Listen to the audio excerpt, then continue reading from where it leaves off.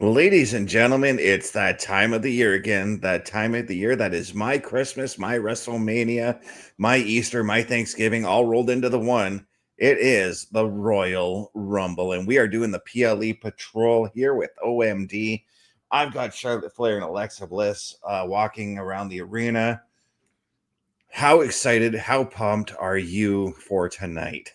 It has been so hard to avoid spoilers because I sit at my desk and I doom scroll. Yeah. So it was very, very difficult. I see Nia Jackson, Lash Legend coming in. Yeah. And see, and on my flip side, it was easy for me because I just gamed out on my PS5 all day. And Right. of course, I did the some work on tonight's show this morning. I also did an afternoon edition of Saturday Night Gaming. Plus, I did go out to the grocery store and pick up some snacks for tonight. Right. Well, I mean, I got home from work and I was tired. Normally, I'd set up my mobile game when I get home from work. I finished all of that. I'll just deal with the rest of it later. Mm. But I got my laundry washed and in the dryer now. So I'm trying to keep everything ready so that I'm not distracted as And we coming look up, at Sami Zayn. oh, I was looking at Drew McIntyre driving up in that beautiful Dodge Ram. Of course, Sammy's playing some football. Yes, he is. He was handling that ball pretty well. And Hunter's in the building. Oh, yes. Well, I shouldn't say in the building because they're not technically in a building. No, they are not. They're surrounded by multiple buildings, I suppose you could say.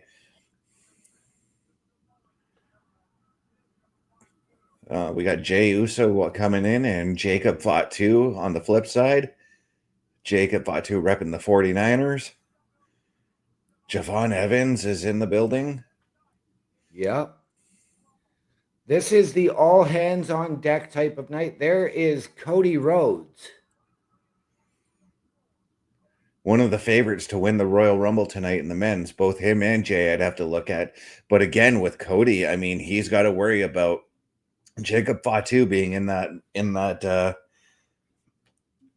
match as well. And I guarantee you at some point, and I've said this already, that they are going to come across one another. They will, absolutely.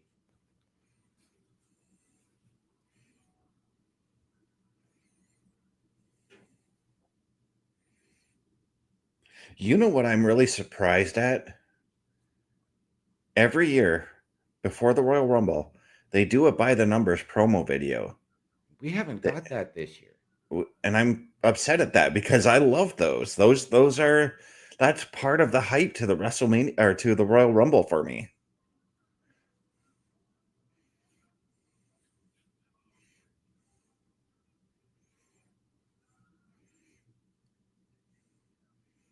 But we got an opening package right now where Hunter is walking through a long hallway and we're seeing like moments of Rumbles past.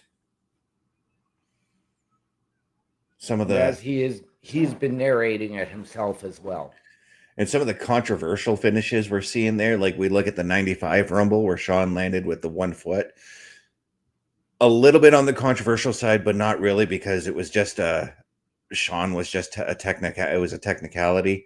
And then the previous year, 94, with Luger and Brett both falling over the top rope and Tunney making that tough decision to call them both winners. Yep. And then the 2005 Rumble where Batista and John Cena ended up going over the top at the same time. Yep.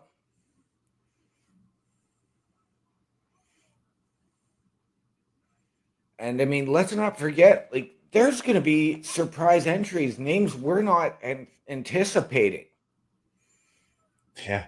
Now, the next wrestler I'm going to mention who also had a controversial victory, Stone Cold Steve Austin. He will not be wrestling in the Royal Rumble tonight. I can guarantee that. No, he But will. he had that controversial win in 97 when Bret Hart threw him out. And then we saw him roll back into the ring because there was a fight. I believe it was between Mankind and Terry Funk that all the referees were trying to separate. Right. And let's not forget, there was even a little bit of controversy last year in the Royal Rumble when Penta went out over the top rope early, being entry number 2, and he was able to get back in the ring and compete. That's right, too, because the cameras caught both his feet touching, but they just rolled with the punches and continued to let him in. But if you really look at that footage, because I did watch that footage again today, it was like for a half second that you see the feet touch. So, yeah, I can see I can see why they just decided to continue with it. But we got Wade Barrett and Michael Cole doing the commentary here.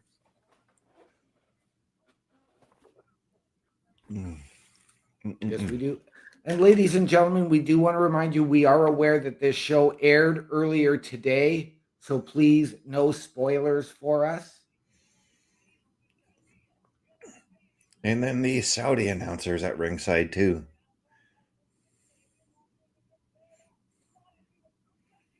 Those men have every right to be excited. Yes, They they get do. they get front row seats to my favorite match of the year. Those are seats that I would gladly take ringside seats for. All right, opening match is about to start.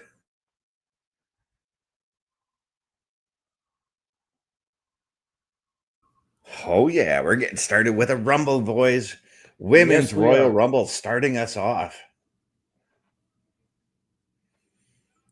And of course, the rules are 2 superstars start in the ring. Every 2 minutes, another superstar will enter the match. According to the number they drew, eliminations will occur when a superstar is thrown out over the top rope with both feet hitting the floor.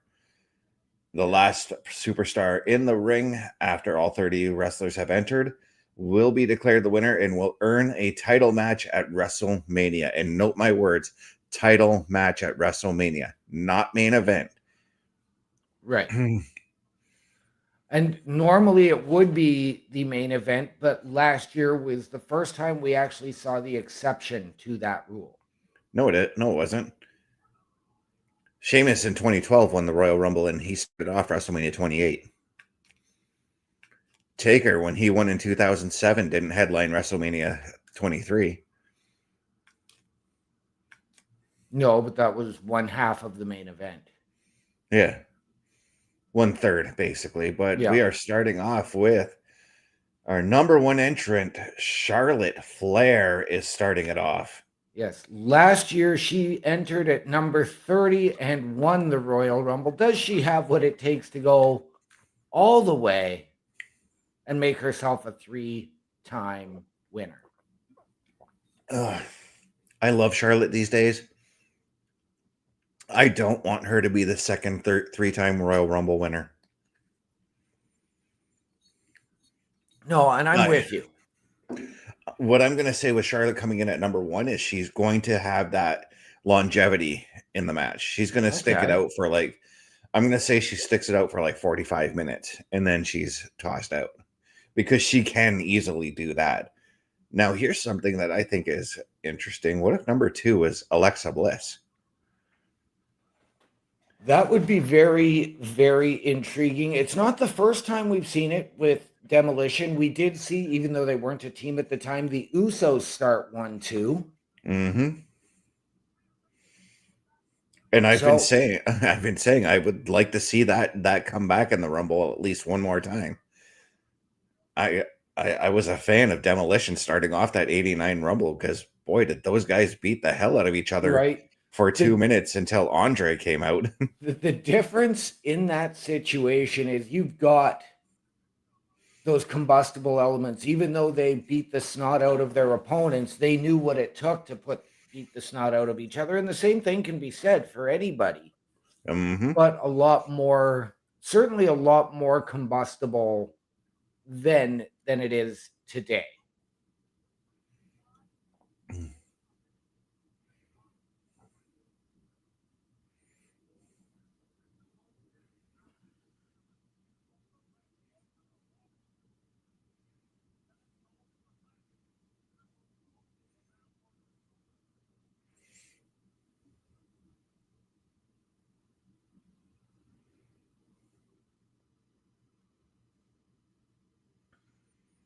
Man, the lights are just going off crazy in this arena. I feel bad for anybody who has epilepsy. Yep. And you know what? Like I absolutely love outdoor venues. Oh, me too. All right, who's our number 2 entrant? Alexa You got Bliss. it. Wow, we are for the first time since '89, basically, because I know you mentioned the Usos, but they weren't a tag team at the time. But the first time since 1989, an established tag team is starting off the Royal Rumble. Yep. I'm curious about how they're going to do this, because I will admit I've done Rumble matches in the past, and there was one Rumble match where me and my tag team partner started off. What did we do? We didn't wrestle. We took a break and waited for number 3 to come out. Right. And that's the smart way to do it. Yep. Conserve your energy. These matches, ladies and gentlemen, typically last an hour. Yeah, and being that the Rumble match I was in was a 15-man Rumble. I came in at number 1, and I went all the way. I didn't win, but I went Right. up until the 15th guy came in. So I was out there for a half an hour because we were doing a legit every 2 minutes. I know WWE pads their numbers a little bit for entries, but wow, what a way to start this Rumble off. Bobby Stad's coming in. Bobby Stad's, glad to see you here. I've been saying, I'm just so happy to see this. Bobby, it is always a pleasure to have you here with us at the Turnbuckle Affiliation Program and Turnbuckle Studios. Thank you for coming in and joining us. Ladies and gentlemen, follow Bobby's lead. Join us and interact in the chat.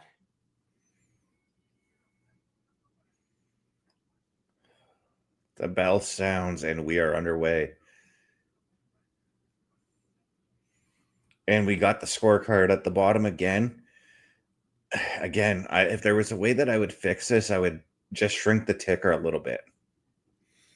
You know what? I'm okay with that ticker that size now. I mean, granted, it is my old eyes. Mm-hmm. What's Alexa doing?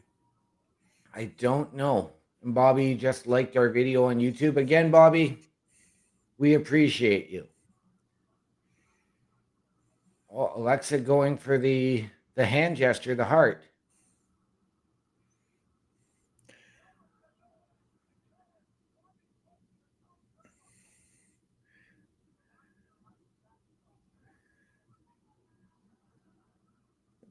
Are they fooling each other, or like I'm intrigued with this. They're Oh, messing sister, around. They're playing the mind games. I like this. This is awesome. Right? Teasing the figure 8 now. I wonder who number 3 is now.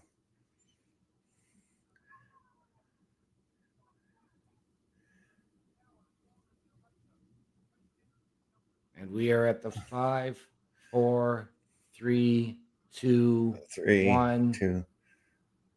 Who is it? Who is it?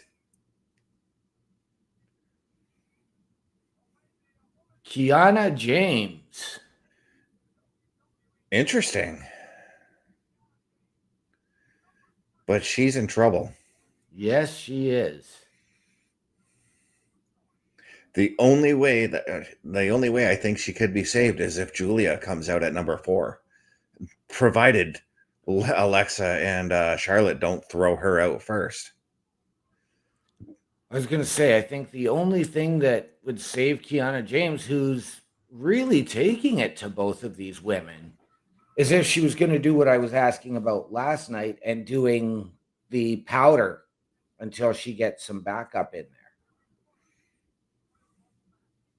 And that's something we have seen in past Rumbles.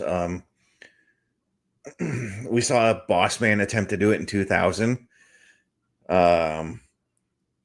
Trying to think. We've seen people like accidentally powder, i.e., Heath Slater getting beat up before he got to the ring, kind of deal. Yep. Nunzio did it in one Royal Rumble match as well. He Yep. literally ran to the ring, powdered out, and sat down for like 20 minutes before somebody figured it out. Miz did it too. Yep. Miz went and joined the commentary team. You could also essentially say in '99 that Vince McMahon did it, even though him and Austin brawled all over the building before. Oh, number 4, Nia Jax coming out.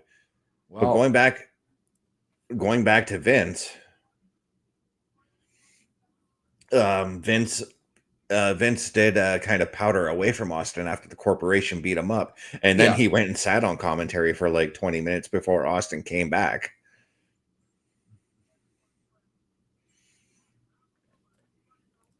Nia Jax has the most eliminations in women's Royal Rumble history at 29. I can Wow. almost guarantee you she is going to get a number 30. Oh, yes. I was going to say, where's Kiana? Because now Alexa and Charlotte should use Kiana's help. Yep. Because this is a woman now. She's got an early number, and she could easily toss these women around as she is doing right now with Charlotte and Alexa and throw them out. And this is a spot that's actually pretty safe for Nia because there's not a lot of people in the ring right now. Right. But at the same time, you want the other 3 to gang up on her and do the Andre the Giant elimination. Nia Jax doing the Io Sky taunt. I was going to say, well, okay, she kind of did it. I was going to say, speaking of Andre the Giant, Nia Jax is stacking her opponents in the corner, which is something Andre used to do. Yep. And obviously, I mean, you can't talk Battle Royals, Royal Rumble matches without mentioning Andre. No, you can't. Oh, is this going to be like one of those things where, okay, I thought this was going to be one of those things where somebody surprising eliminates the monster. Right. Because I could see Kiana doing it. Number 5 is getting set to come out right now. Ivy Nile. Ooh. This is intriguing. Intriguing, yes. This is intriguing right now because she doesn't have any beef with any of the women in the ring right now. All the women in the ring are tied up in the women's tag team title scene. Yes. But Ivy is, carved out of granite and is a little brick hit house. Yeah.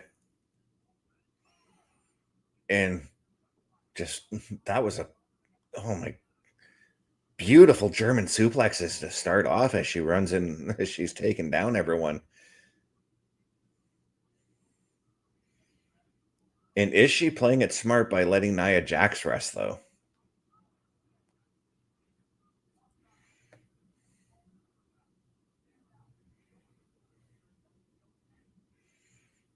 I'm going to think no. Or maybe so. I didn't. Oh, yeah, that's not happening. She wanted to go for that, that giant elimination where nobody can lift the monster in the ring. And now Nia just doing her best Matt Morgan impersonation. Number 6 is on their way to the ring right now.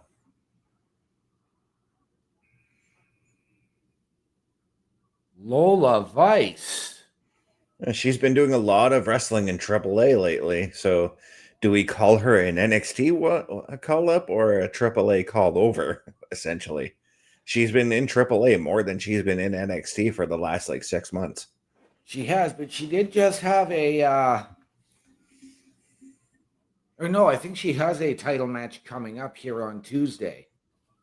But she adds a whole new element to this as she brings that MMA and that martial arts background. She also, and we've used this word time and time again over the last couple of weeks, she's kind of an outlier. This is her debut in the Royal Rumble matchup. Yes. And for anybody who doesn't watch NXT or AAA and doesn't know Lola Vice, you're in for a treat with this woman. Yes, you are.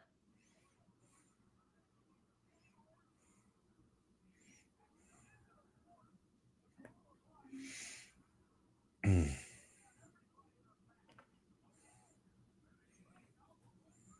now Lola has a stare down with Nia Jax, and Yeah, Nia again using that power to her advantage. I was going to say Lola's not going to back down from her, though. Neither are Kiana James and Charlotte Flair.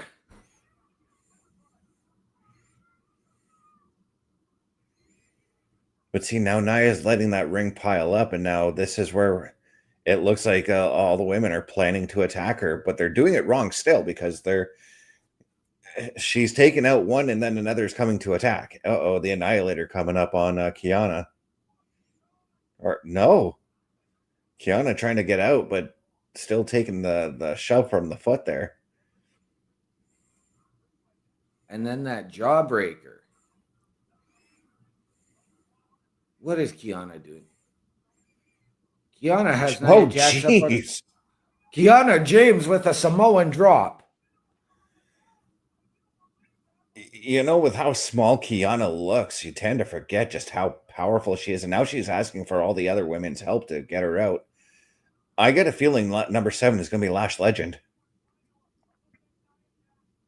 No, Candice LeRae.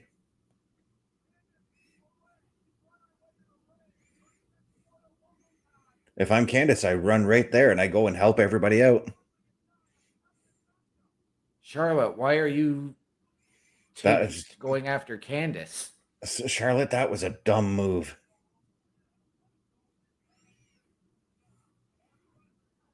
Let's not forget Nia Jax and Candice LeRae's history. So maybe that's where everybody is. Yeah, because Candice is pulling everybody off of Nia right now.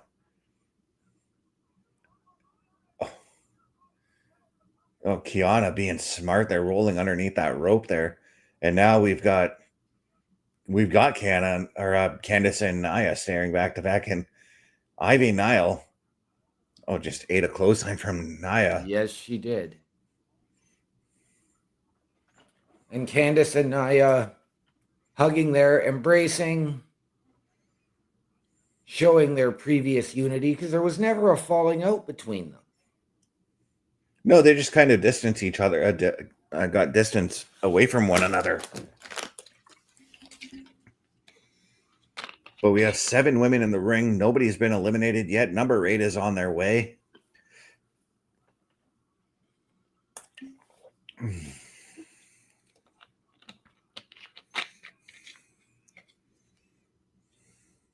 Jordan Grace.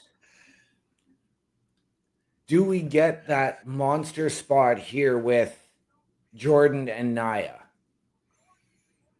I think we get that power spot with Jordan and Nia. Just as we just saw with Kiana and Nia.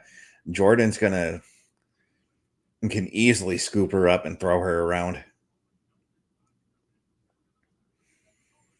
But Jordan, as I mentioned, is one of my picks to win this match.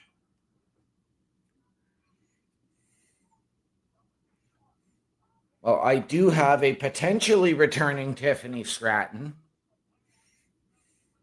as one of my picks to go along with those dark horse picks of a Lyra Valkyria. And there's our first 2 eliminations. Both Candice and Lola Vice eliminated at the hands of Jordan Grace.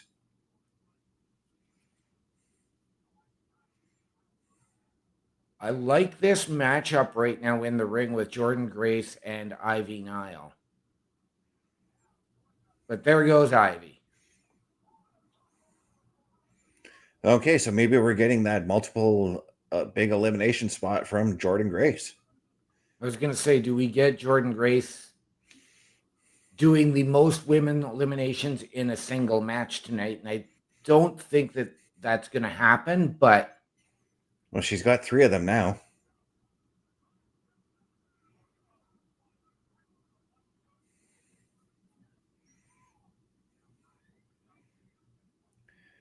But there are two targets in this match that I would still go after, and they're wrestling each other right now. And Nia and Charlotte. Yep. Charlotte, I would go after because of the experience. Nia, I would go after because she's a monster. Yep.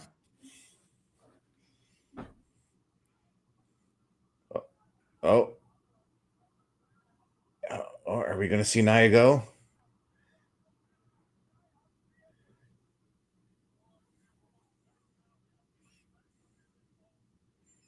We are. And Alexa. Oh, that was the Hulk Hogan spot. That's what I call that. Where Hulk Hogan eliminated in '89 it started. Hulk Hogan eliminates Bad News Brown, and through proxy, the Macho Man, his tag team partner, got eliminated.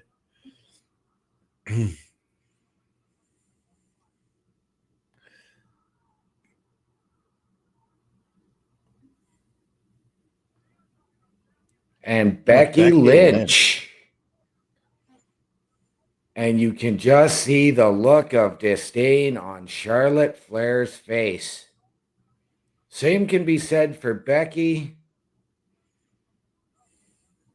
Now you talked about the women who could powder out of this situation. Becky, I think, could very well do that. She could roll up to this and be like, "Nah, I'm not going to wrestle you."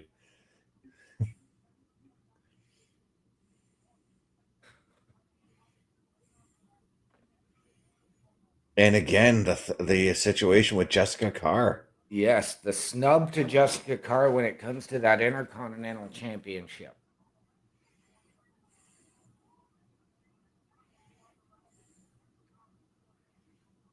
And Charlotte and Becky going to town on each other. Here's a fun thing. What if like one of the entrants was Jessica Carr, right? And she gets in and throws Becky out.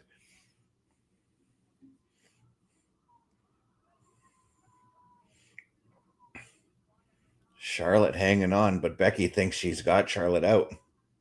Now, both of these women have won the Royal Rumble in the past. Could that play into and make Becky Lynch a dark horse favorite to win this and become another two-time winner? Well, it's possible. She is in my like top 5 to do it. Ooh, here you go, Mr. Ruka. Best. I've been saying she's going to be in this Rumble for the last couple of weeks.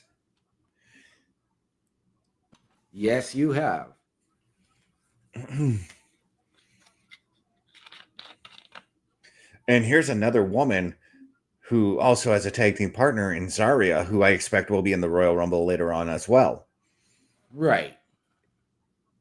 And by coming in and attacking somebody who's very prevalent in the tag team division in Charlotte, that's not a bad way to get started in the Rumble. I also think that when we talk about the Kofi spots in the Royal Rumble, Sol Ruka could very well do that. She's got the athleticism to do it. Yep.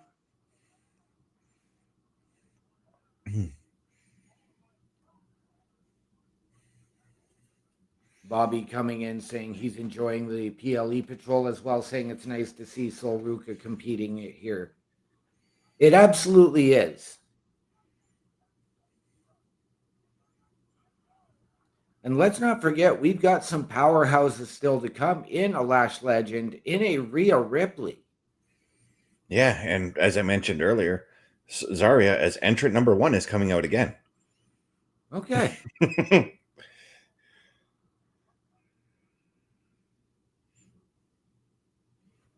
One of my dark horse picks, and the woman who had the longevity spot last year, Roxanne Perez, doing her best Shigo impersonation.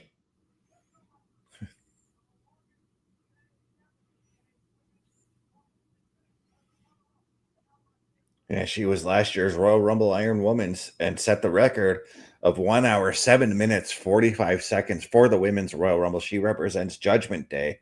And I fully expect to see all 3 women of the Judgment Day in this match. Yes. At the same time, I mean. Yes.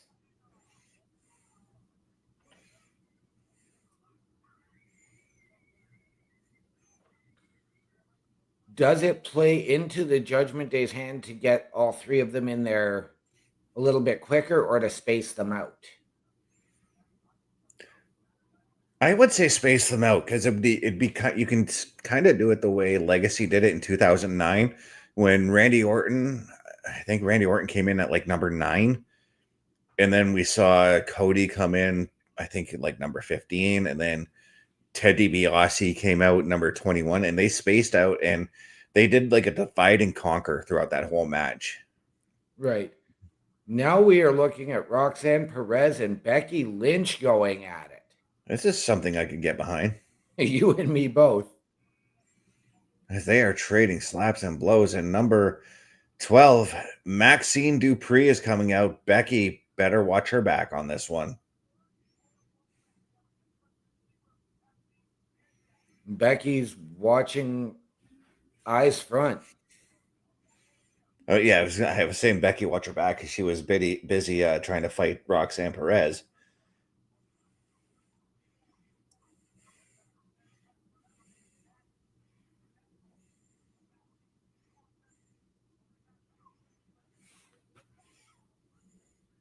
Maxine, that is not a wise move to go to the top rope in a Royal Rumble. And given that she's already been thrown out over the top too. She didn't go to the floor though. No, she did not.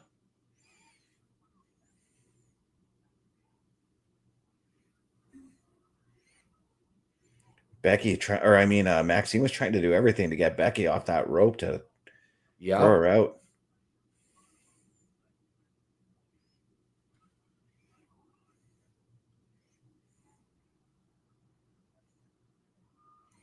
And the straps come down.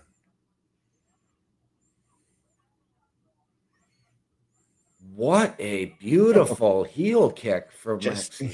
Just took her head off. Oh.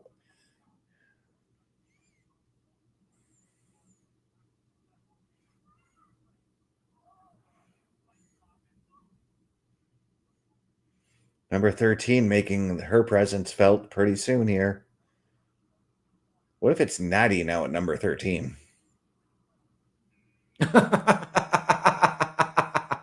What do you do? What do you have the cheat sheet in front of you, brother? Yeah. No, here comes Natty, and this is another woman. New look, new Tron. I can get behind this. And now Maxine eyes front towards Natty. No longer saying Natalia on her Tron. It is now Natty. We've all been calling her Natty for the past 15 years anyway, so. I know. So.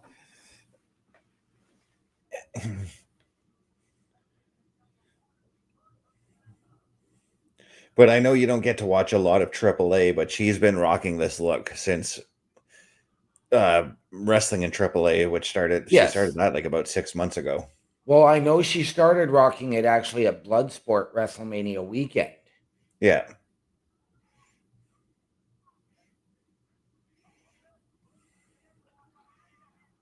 So.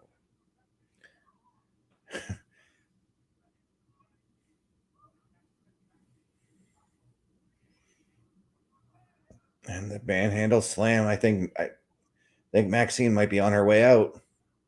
There goes Maxine.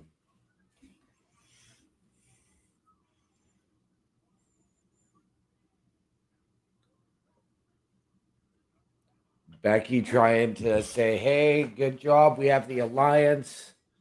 Natty had that. Natty had that look like, no, we don't. Yeah. Becky tried for the quick betrayal.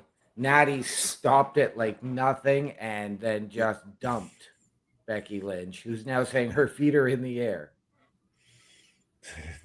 No, she's gone. But number 14 is making her way to the ring right now.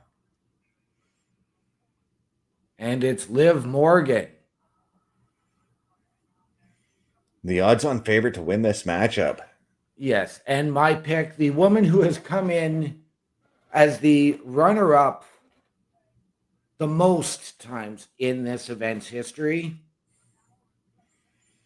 She's competed in all 9 women's Royal Rumble matches, has 9 Royal Rumble eliminations. That averages to 1 elimination per Rumble. But I know that there were some where she didn't get any. So in Yes. that. Coming in, hitting Oblivion on Kiana James right away, and then an Enziguri to Natty. And looking for the 3 Amigos on Sol Ruka. I was going to say, it actually surprises me that she ran into the ring. We saw Jordan Grace and Charlotte double teaming on Roxanne. Why didn't she go and try to help Roxanne out? That's what I would have done. But yeah, Jordan Grace right now has the most eliminations, 3 eliminations. Lola Vice, Ivy Nile, Candice LeRae, all eliminated by her.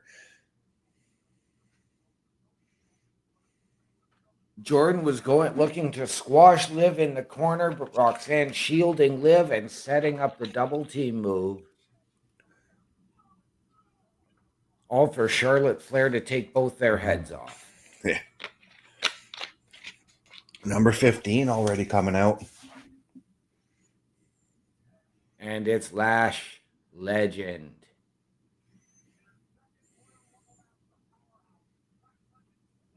Charlotte standing center in the ring right now, and Lash has to know that it was Charlotte who eliminated Nia Jax earlier in the match.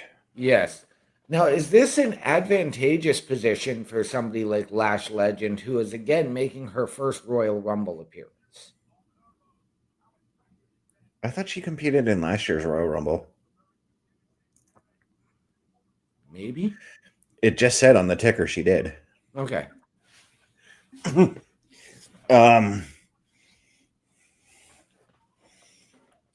This is actually number 15 is actually a pretty decent spot. I always consider number 15 and after to be a decent spot.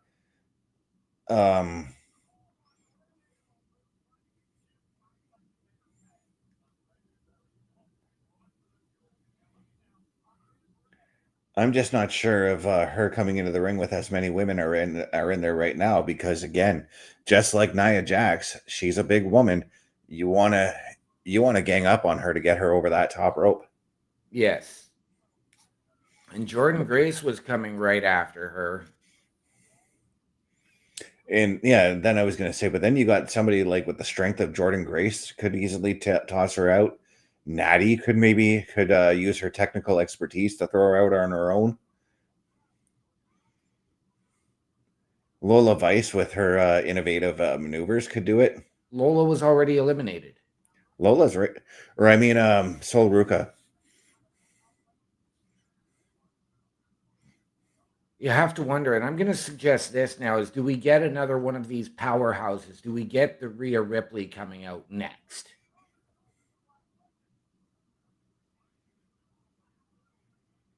We see the Fireflies right now in the crowd. And there goes Jordan Grace, eliminated by Lash Legend. One of my picks gone. My number 1 pick is Liv Morgan. And entry number 16, Zelina Vega. I haven't seen her since the ambulance match.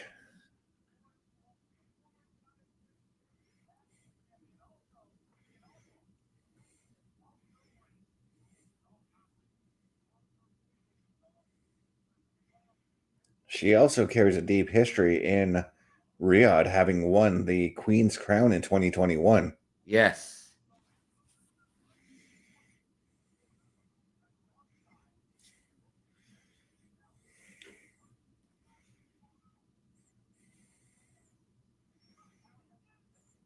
Now, typically, a woman as small as Zelina should be considered easy to get out. As I'm actually surprised that Kiana James is still in this thing. Right? I'm glad Kiana's still in it. Yeah. But going back to Zelina, she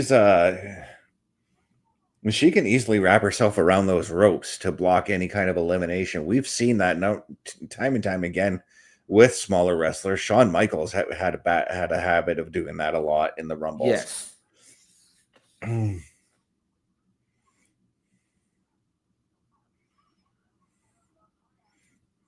Lash Legend trying to dump Zelina as entry number 17 comes out.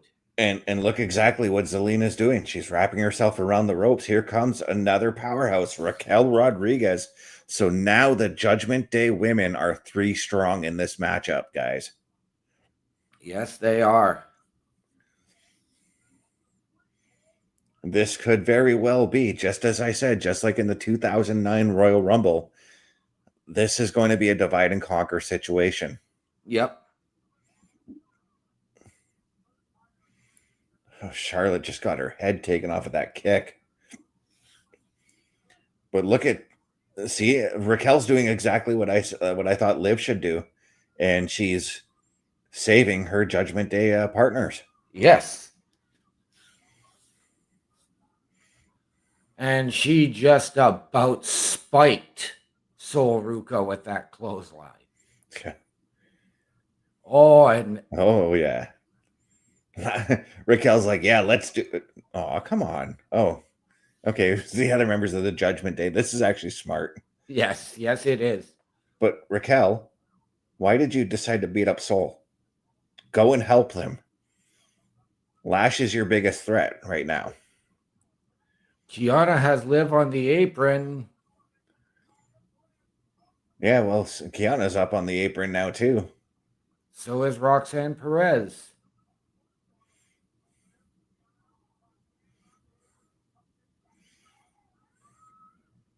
And Raquel with the big boot eliminates Kiana James, who has lasted a lot longer than we expected.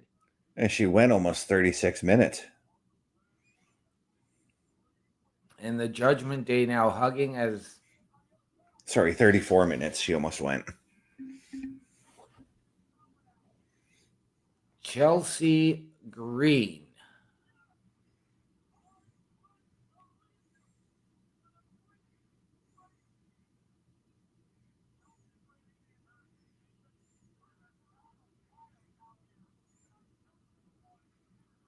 Yeah, she's the current AAA World Mixed Tag Team Champion.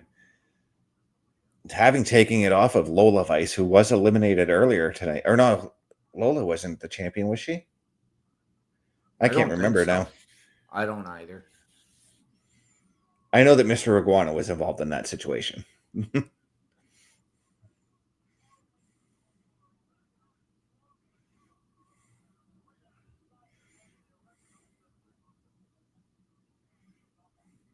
Chelsea Green trying to negotiate a deal with the Judgment Day.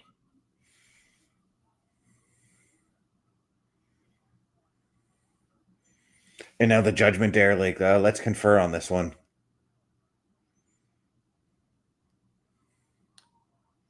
That did not go well for Chelsea. It didn't go well for Liv either. She got the taste slapped out of her. Smart. And see Chelsea doing the powder out. And Liv's like, no, get back in the ring. It's now a tug of war with Chelsea Green. and Alba Fire getting in there now. Alba Fire's the secret 31st entrant. Wait, what if she is the 19th entrant? That wouldn't count then. No, it wouldn't.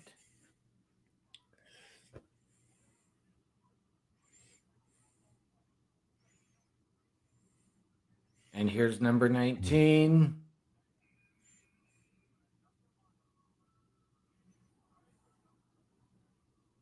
I can't tell who it is.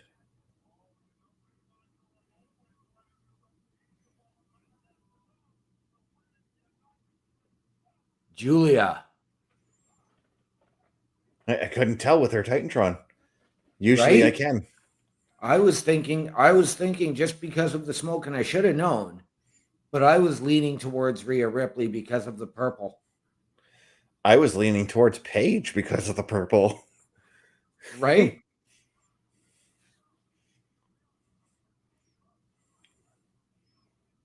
But now we've got Julia and Kiana, so Kiana's got to be breathing a sigh of relief right now, knowing that her partner's in the ring. Kiana was eliminated. Oh, thought I was looking down at Kiana over in the corner there. No, That's Kiana right. was eliminated by Raquel. Yeah, that's right. The big boot. I forgot.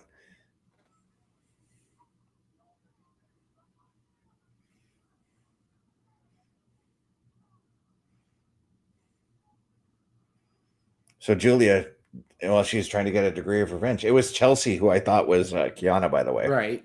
Because it's the same color outfit, essentially. Oh, and look at that. Alba Fire getting underneath Chelsea Green and trying to pull her or walk her away. Doing the Shannon Moore spot. Yes. Shannon Moore did that for Matt Hardy many years ago.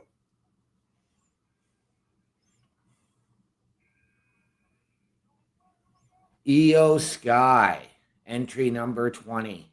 Now we're getting into the thick of things with some of the top stars coming out. Yes, we are still awaiting Rhea Ripley, Bayley, Lyra Valkyria.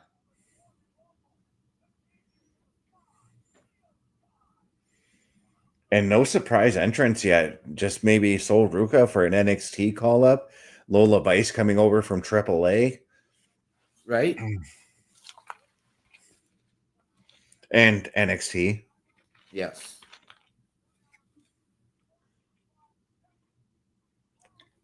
But I'm not mad at this. No. I'm not mad at the lack of surprise entrance. I'm actually pretty happy for it right now. You and me both. Bobby Stats asking, what if we get JC Jane tonight? I would be 100% okay with that. If we do get JC Jane, there's a part of me that wants to see her and Chelsea Green form some form of alliance. I don't know why, but I can 100% see those two aligning with each other. Mm-hmm. Sol Ruka has been in the ring coming up on 19 minutes now. And we talked about like how certain women can just wrap themselves around the ropes. Sol Ruka could do it too. She's an extremely flexible woman. Yes. Io Sky hitting that beautiful drop kick from the top rope onto Raquel Rodriguez. Sol but Ruka's again, always a mistake to go to the top rope in a Rumble. And here comes entry 21. Who is it? Lights are out. Oh, it's Asuka. Or is it Kyrie? It's Asuka. It's Asuka. Yeah, you I heard Michael Cole say the woman who won the first ever women's Royal Rumble. I just literally I went by all the masks on the Tron. Well, see, I was leaning to either Asuka or Kyrie because even in the Kabuki Warriors thing, the mask is still in that Tron a little bit. But Asuka making her way to the ring, and she has also got to be a target in this match due to the fact that she did win the first ever women's Royal Rumble matchup. So she's got experience winning it. She's got experience going a long time because she did go a long time in that year's Rumble as well. Yes, and let's keep in mind that Charlotte Flair, the number one entry, I believe, is still in this match. Yeah, she's hanging on by a thread right now because Raquel's got her on that top rope. Oh, the entire Judgment Day has got her on that top rope. And at some... Now, if you're EO, do you form a small alliance with the damn... Oh, you're looking at Asuka trying to form an allegiance with Julia. Well, you've got all three of the top Japanese women wrestlers in the WWE right now about to tee off on one another.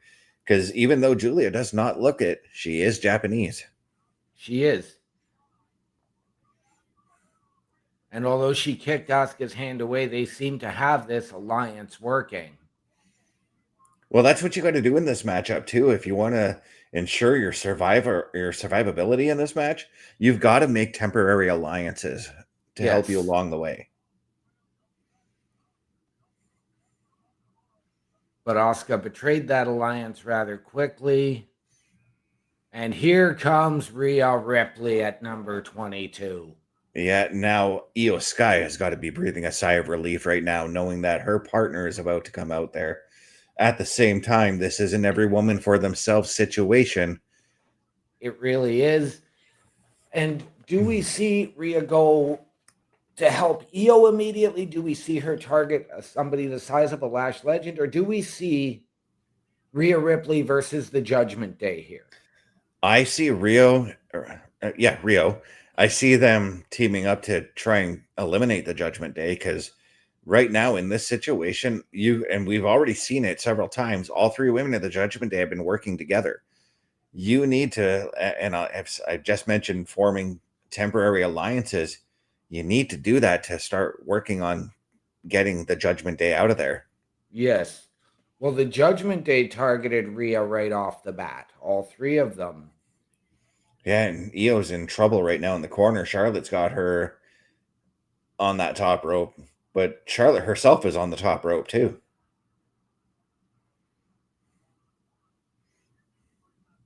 And Chelsea Green begging off Rhea Ripley. Chelsea, I would just back off. Zelina Vega and Julia. Julia took the U.S. title from Zelina Vega the first time for her first reign. That she did, and Zelina's gone.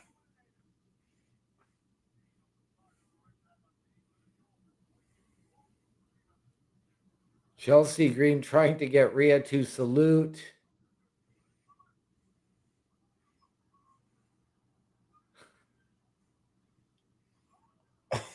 Dang. Oh, I felt that in the throat. Yep. Alba Fire's still out there. Huh. Well, there goes Chelsea now. Yeah. Natty's still in there. Yes. Natty battling with Raquel Rodriguez in the corner. Roxanne looking to try and set up Pop Rocks. I'm trying to look for where Liv is because now Roxanne's in a lot of trouble. Oh, okay. She's tied up. There goes Roxanne. Gone via the razor's edge. Now, see, that's what I wanted to see out of Scott Hall. If Scott Hall ever competed in a Royal Rumble, he never did, by the way. Yeah. He has competed in the World War III Battle Royal. He's won one of the World War III Battle Royals. Yes. And Number Bailey. 23. Ooh, Bailey. We're getting into the real nitty-gritty now with all the women coming out. Yes, we are. Are there any other potential NXT surprises besides, as Bobby suggested, a potential JC Jane? And Bailey eliminates and then saves Sol Ruka. Look at Sol. See what I mean? By the Yep. And I'm actually surprised at how long Lash has been in this matchup. You and me both. I think at this point, though, she's been in there longer than Nia was. Yep. Well, Bailey has Liv on the outside. Yeah, Liv was wrapping herself around the ropes there. Oh, Charlotte's at 41 minutes in the ring right now. See, I told you. She's going to get that longevity spot, and she will officially have had the longest run in this year's Rumble match. Yes. At this point, I don't think anybody else can beat her. No. And we've got Bailey and Charlotte, two of the former four horsewomen, going at it.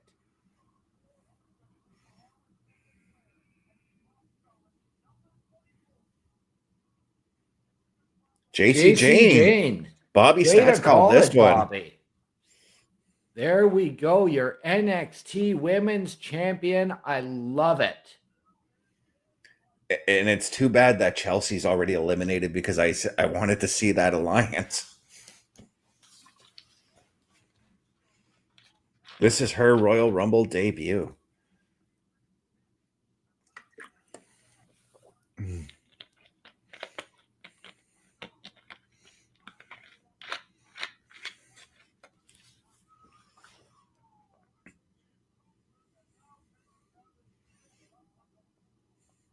And I got to say, I've been really impressed with Raquel's performance in this matchup as well. Yes. JC taking it to Judgment Day as she ducks Liv Morgan and sends her right into Raquel. And yeah, she ate a pretty stiff-looking super kick too. And now JC Jane with those cannonballs in the corner, one to Bailey, one to Raquel. And now Sol Ruka, who's had her troubles with JC Jane's group there. And Fatal Influence, yes. Yeah.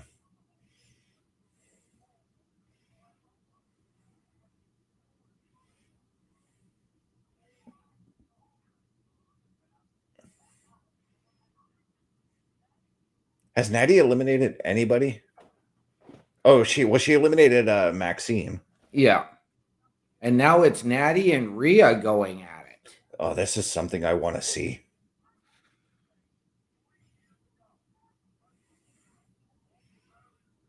This is this version of Natty I want to see wrestle Rhea.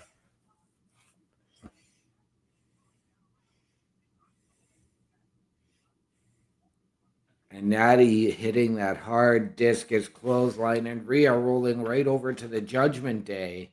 Yeah, not a place you want to roll to, Rhea.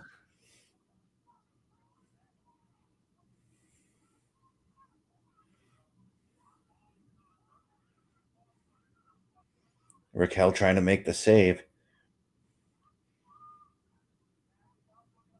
Raquel did make the save, but she and Natty both on the outside. I thought Natty was going to get her out. There goes Natty. What an oblivion by Liv Morgan. Using the ropes to her advantage on that to sling Natty off of the apron.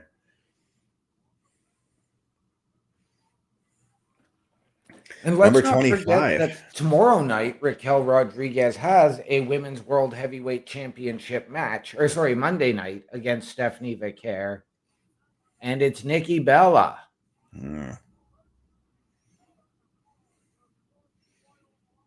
I want somebody to throw Nikki out as soon as she gets into the ring. I understand she brings star power to the Rumble. There's a lot of star power in there as it is. Yes, there is. But I've got to say, these are the types of Royal Rumble matches I like when there's like almost 10 people fighting, 10, 15 people fighting in the ring right now. Yeah. There's 12 in that ring right now. Oh, and we are getting that Liv Nikki showdown right off the hop here. Something that was supposed to happen back at Evolution before Liv got injured.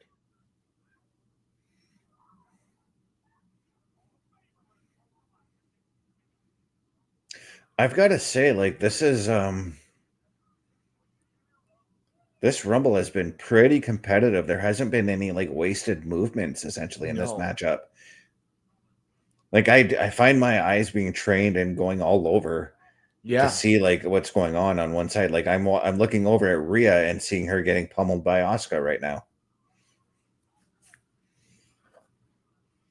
And then I'm intrigued with what's going on with Sol Ruka there. And here at 26, Lyra Valkyria.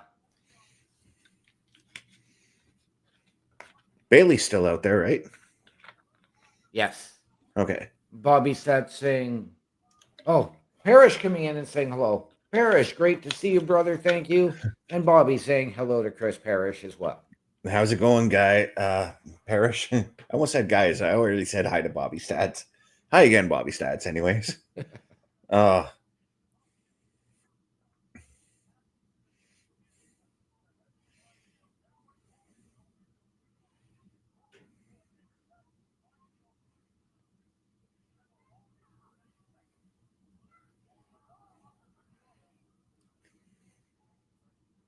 Parrish asking, did he not call 1 and 2 last night? LOL. Yep, you did. Well, Rhea able to pull herself back up and into the ring. Lyra has Julia upset for Nightwing, and Julia's stretching trying her to turn it into the Black Widow. Smart move by Lyra, though. She's like, okay, I've got Julia on my shoulder. Why don't I bring her over to the top rope? Yeah.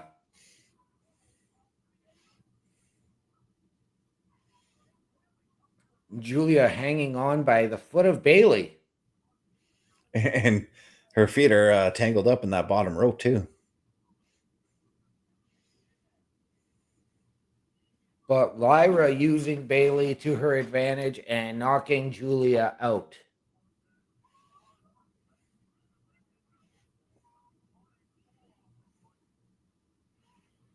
And number 27 making their presence felt. Who is it? Kalani Jordan. Nice. Another NXT call-up. Yes. She was in, I think she was in last year's Rumble as well, if I'm not mistaken.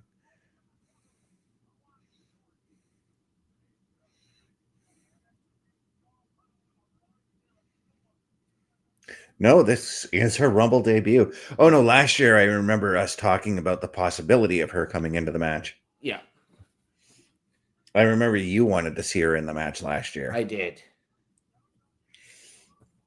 Mm. And Kalani immediately targeting JC Jane, and now going at Lyra and Bailey.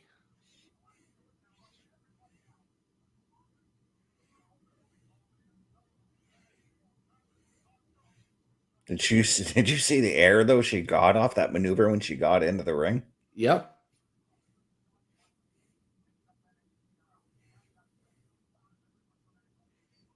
Nice counter into that Beautiful. double DDT on the Judgment Day.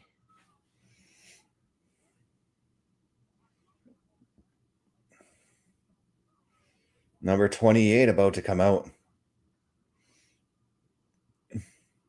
Who is it?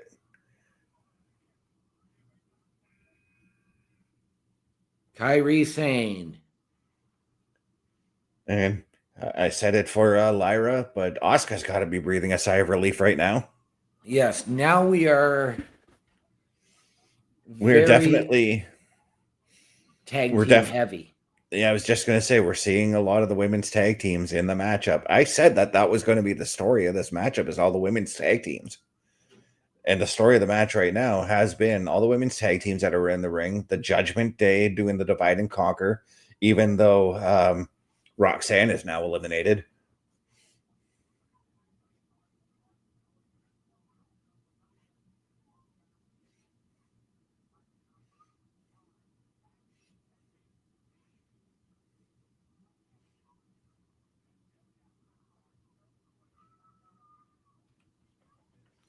Charlotte at 50 minutes in the ring right now. Yeah, so as we look, we've got still in this ring as far as former Royal Rumble winners go: Bailey, Rhea Ripley, Asuka, Charlotte. Charlotte. I don't think I don't know if Io's, Io Sky's won one. Io's never won. Okay.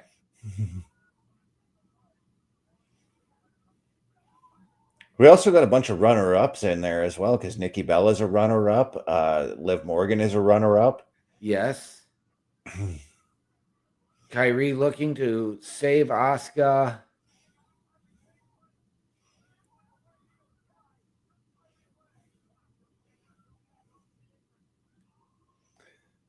And Kyrie just eliminates Asuka. Wow. Oh, Kyrie is that's two. What a beautiful duck out of the way though by Io Sky. That's two moments in this matchup though where we've seen tag team partners eliminate each other. Yes, inadvertently. And now Kyrie is eliminated.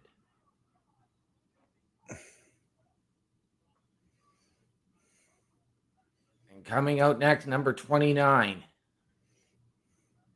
Who could it be, folks?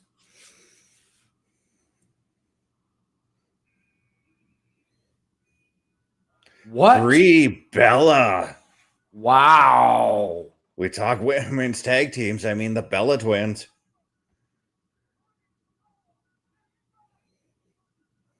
This was not something I had on my bingo card for tonight. And the crowd going nuts. Well, I mean, she does have an alliance with, well, she's married to Daniel Bryan. They're all doing the Daniel Bryan, yes. But do we see Nikki and Brie team up? Or do we see Nikki try to eliminate Brie as Nikki has done in previous Royal Rumbles? I think you're going to see that mix of both. I think you're going to see them team up until it's down to Brie and Nikki versus whoever. I mean, they are both dressed up in basically the same gear. Yes, they are.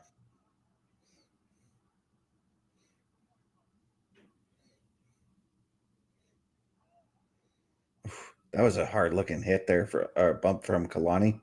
Yes, it was.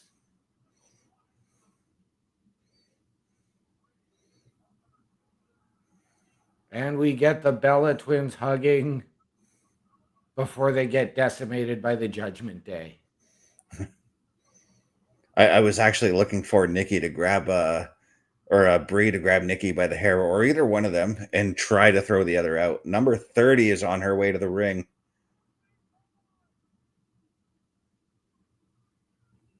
Tiffany Stratton is back. Yes.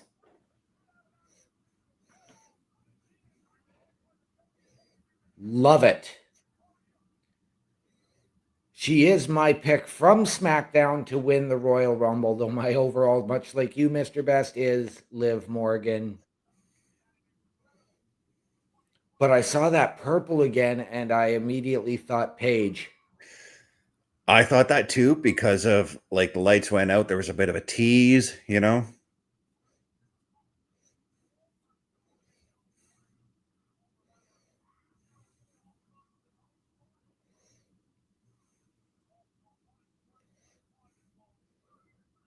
And what an Alabama slam from Tiffany Stratton to Kalani Jordan. Yeah, Tiffany getting everything in right now.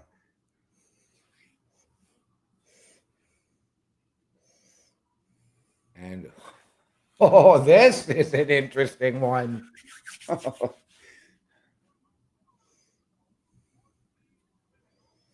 I mean, Charlotte and Tiffy have had their battles in the past. They have. But this is a battle of number 1 and number 30.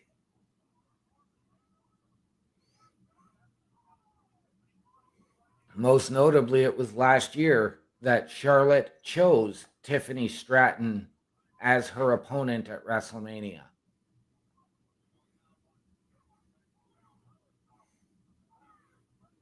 Yeah, and we called that match Tiffany's Star Maker match, and it was.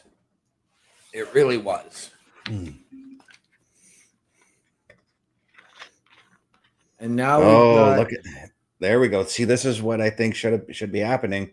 They're circling the Judgment Day and pummeling them now. Well, it was the Bellas, Lyra, and Bailey and the Judgment Day all in. And Lash Legend's still in there. And let's not forget that last year going into Evolution, as I mentioned earlier, it was originally looking like it was going to be Nikki Bella and Liv Morgan, or this potential Bellas versus Judgment Day tag match. And we couldn't get that because of the injury to Liv Morgan. And Lyra hanging on by a thread right now, trying to get back in that ring. As the Bellas flapjack Bailey.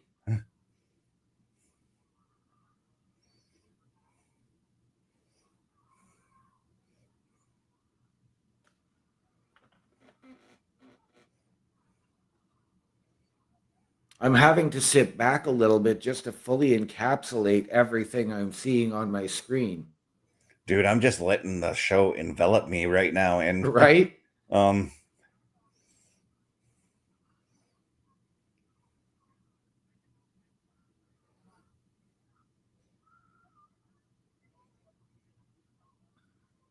now it's the Bellas versus Bailey and Lyra. And there go Bailey and Lyra. Dang. They just eliminated major competition in this matchup in the form of Bailey. Yes. Could that be leading to something, though? I think it could. Because with this return of Brie, we don't know if it's a one-night only thing or if this is going to be the Bellas gunning after the women's tag team titles now. Right? Well, and we know that Nikki has stated in the past that although this is her final run, she does want to have a tag team run with Brie. So I'd be okay with that.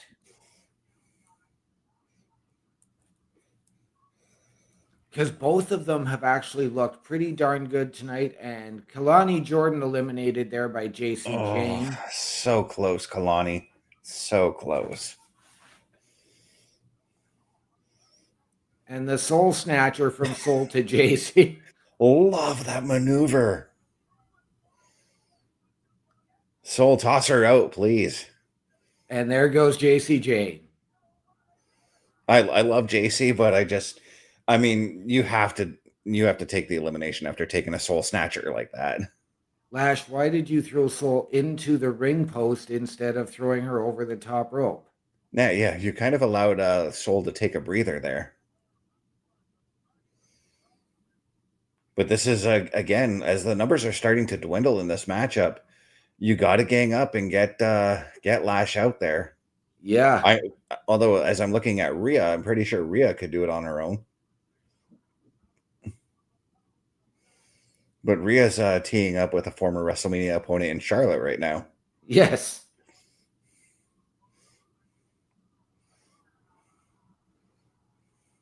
And Lash Legend has eliminated the Bellas. Now, I've got to say, I'm still very much impressed with Lash Legend and the performance that she's doing. And I wouldn't expect anything less because No. this isn't the first time she's put on a fantastic performance in these Battle Royal style matches. Again, I go back to Evolution last year in the women's Battle Royal there. She put on a hell of a performance in that match. I believe she was the runner-up in that match. And she was. I literally had her. As I was watching, I'm like, okay, I kind of want to see Lash win this one. I could get behind it. Charlotte and Lash battling on the apron here. And there goes Charlotte. Wow, that's major competition gone. Wow. And Lash Legend, I think this is becoming her main roster star maker performance.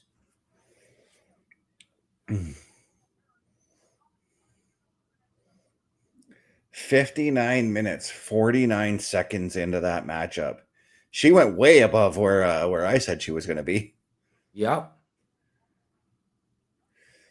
But now here we are. Judgment Day, Rio, Soul and Tiffany Stratton.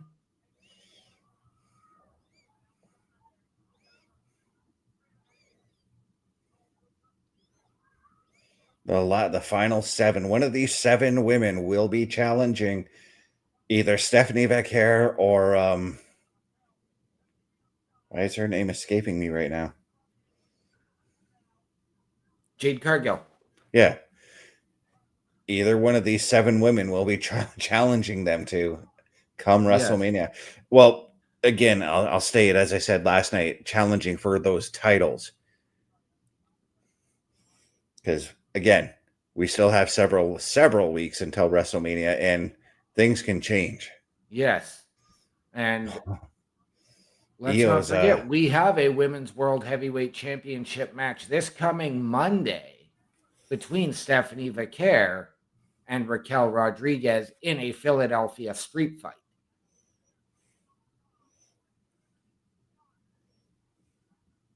So, and I'm going to go again, and I'm going to say this. If it is Liv Morgan who wins, let's say Stephanie wins the Raquel wins the World Heavyweight Championship on Monday. Io Sky has just been eliminated. Let's say, yeah, what if Raquel does win the Rumble and then wins the title on Raw? Well, no, I was going to say, what if Liv wins the Rumble and then Raquel wins the title on Raw? Does Liv go and challenge Jade, or does she challenge Raquel? And now we're getting the Rhea Ripley Lash Legend.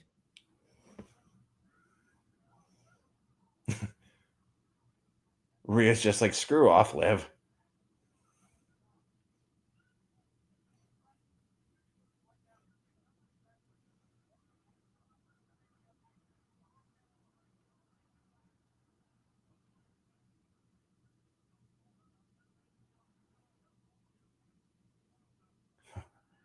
I'm just watching an odd 2 powerhouses just going at it right now. Right? And then you add Raquel to that mix. For a second, I thought it was Rhea that kicked Raquel in the face. And now Raquel squaring up to Lash Legend.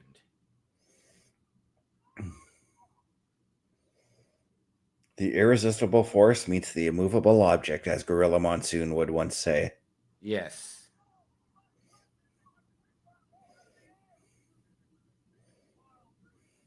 And a beautiful fall away slam and a kip up from Lash Legend.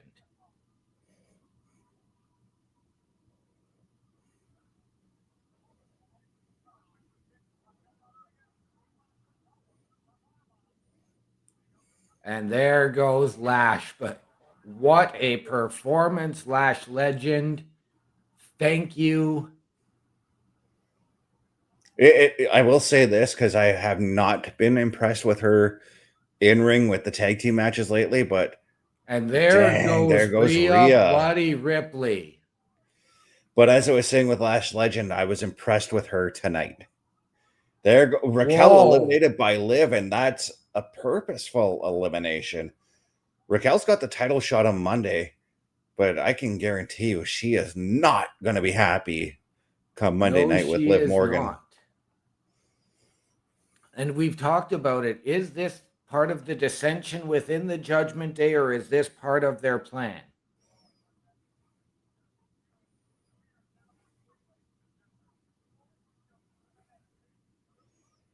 By the way, I just noticed that Sol Ruka, as it says on the ticker there, she's coming up on 50 minutes in the ring. Liv Morgan coming up on 42 minutes. Wow. Tiffany Stratton is the freshest one in the ring. If I'm either Liv or Sol, I got to double team Tiffany. Yeah.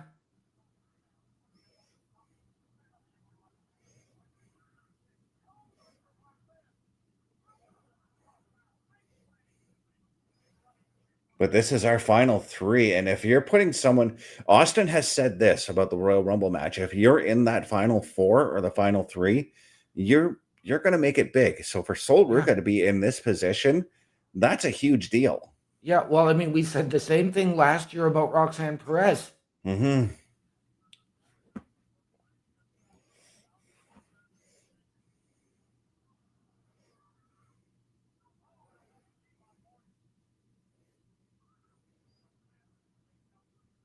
Man, Sol was just taking a punishment right there and still is taking it. And Tiffy's looking, I think Tiffy's looking for a moonsault. She is. And oh, she nailed Liv with that one. Yeah, but Sol was quick to roll out of the way. She saw it coming. That was close, Liv. That was really close. And again, a double soul snatcher from Sol Ruka to both women. Again, Sol, this is where you got to capitalize. Get one of those women out of there. So we did not see Zarya make the trek to Saudi, make the appearance. The trifecta spot on the outside, and yeah, this is Sol tried to get back in there, but Liv and Tiffy were like, no, not happening.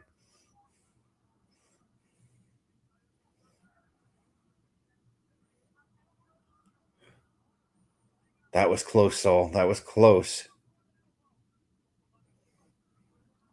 Sol has the soul snatcher blocked and gone. Tiffany is gone. Liv Morgan is your Women's Royal Rumble winner.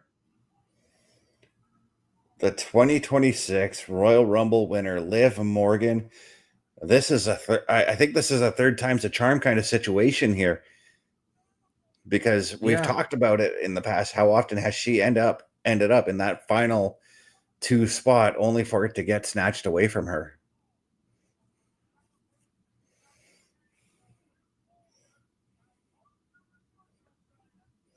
But if I'm being completely honest here with that finish was fantastic. Don't get me wrong. I could do away with the ending the Rumbles on the apron. Right.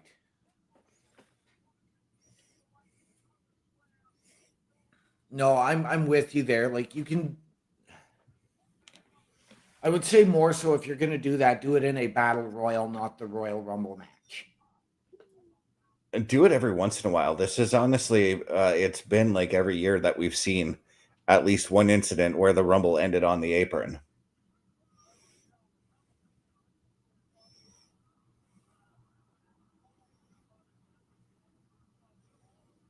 But this was a fantastic Royal Rumble match. I very much enjoyed it. as I've said, I like the Royal Rumble matches where there's like 10 to 15 wrestlers in the ring at a time, and we consistently got that in this matchup. Yes, we did. This match was this match was paced perfectly. To be honest, you didn't go through moments of chaos where we're seeing 4 or 5 eliminations and then 10 minutes of nothing. And what I like too is after, because usually in the Royal Rumble matches too, after the number 30 spot, we always see just elimination after elimination after elimination. We didn't see that in this one. No, we didn't.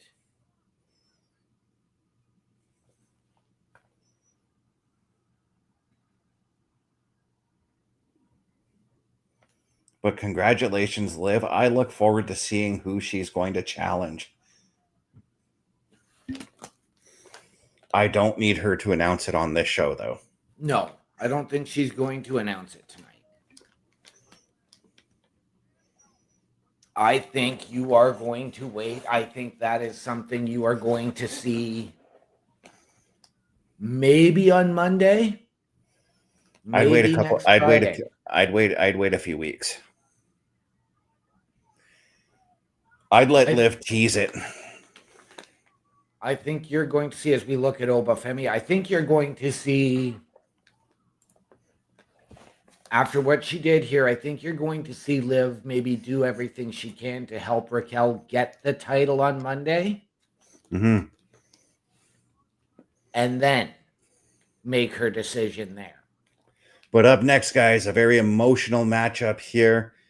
And yeah, AJ Styles and Gunther. But you don't have to be emotional. You can check out what we've got on our calendar here. Turnbuckle Studios and the Turnbuckle Affiliation Program bring you the week of streams. All times are in Eastern Time.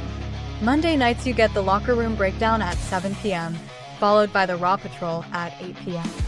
Tuesday brings you the flagship show, Turnbuckle Talk, at 8:05 p.m. Wednesday we play games with the PlayStation Showcase at 8 p.m. Thursday we go TNA as we brace for Impact at 9 p.m. On Fridays, join us for the SmackDown Security Detail at 8 p.m. The weekend brings you Saturday Night Gaming at 8 p.m. On Sunday, be sure to catch the Chris Parrish podcast at 12:15 p.m. And later that night, we have the Boar's Nest at 8 p.m. Be part of the shows and join the chat every day. And please visit TurnbuckleStudios.org.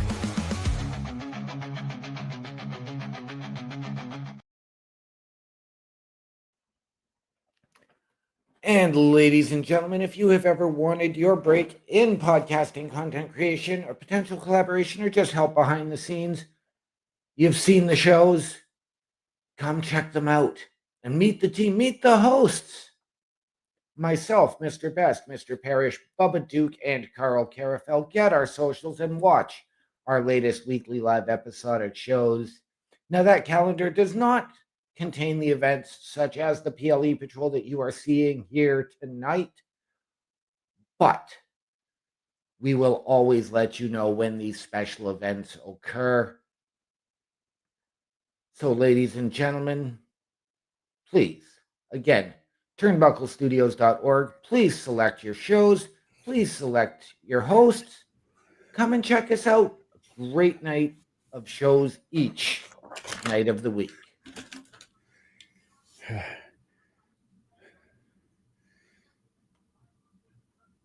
And there's the skyline of Riyadh there.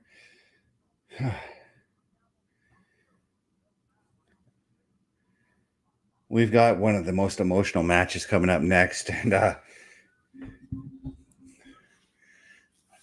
there's Javon Evans getting ready for the Men's Rumble.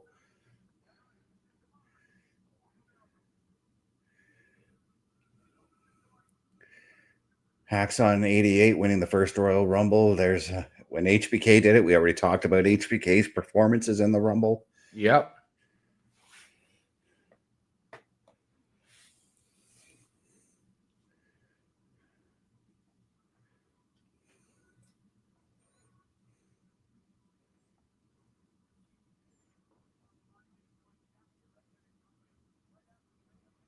And the Royal Rumble post show immediately following the main event with Triple H, Liv Morgan, Jackie Redmond, Big E, and I believe that is Peter Rosenberg.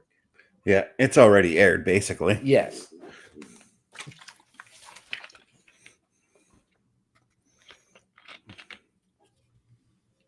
We said it last night on SmackDown, but what a beautiful set. Mm-hmm.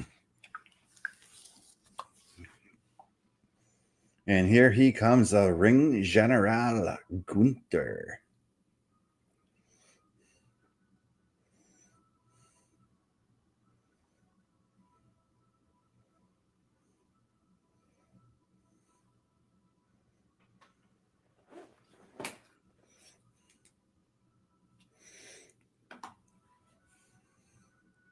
And Gunther paying absolutely zero attention to the fans as he makes his way to the ring. He's got his eyes set on that battlefield in that squared circle. Defeated AJ Styles January 12th after the referee missed Gunther's tap out. Retired Goldberg and John Cena last year, and that's going to be a big factor going into this matchup. Yes, it is. Now, I know we've speculated a lot off of stream that this is AJ's match to lose. Really, it is Gunther's match to lose. AJ is fighting from underneath. AJ has to win this match or it's over.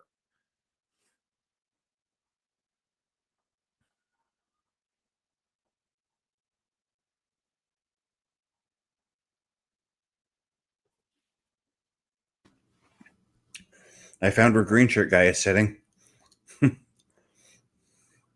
I saw the back of his hat, and he's sitting right underneath the hard cam by the right ring post there.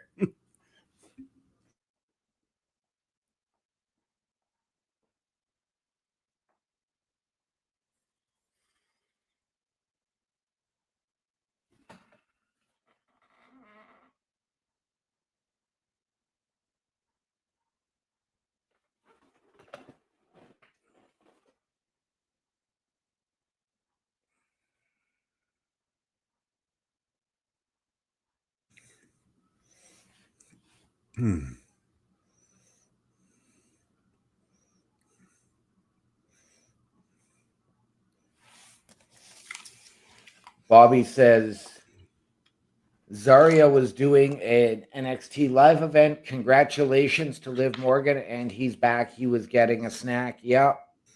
I made sure I snacked before we came on the show tonight. It's the PLE. I always snack. Right now I'm snacking on some sour cream and onion chips. Earlier I was snacking on just plain old regular chips. And yeah, I'm that guy. I will eat regular chips without dip. And here comes AJ, but he didn't do his normal hood flip and all of that. Is this the last time we see AJ Styles in a WWE ring tonight?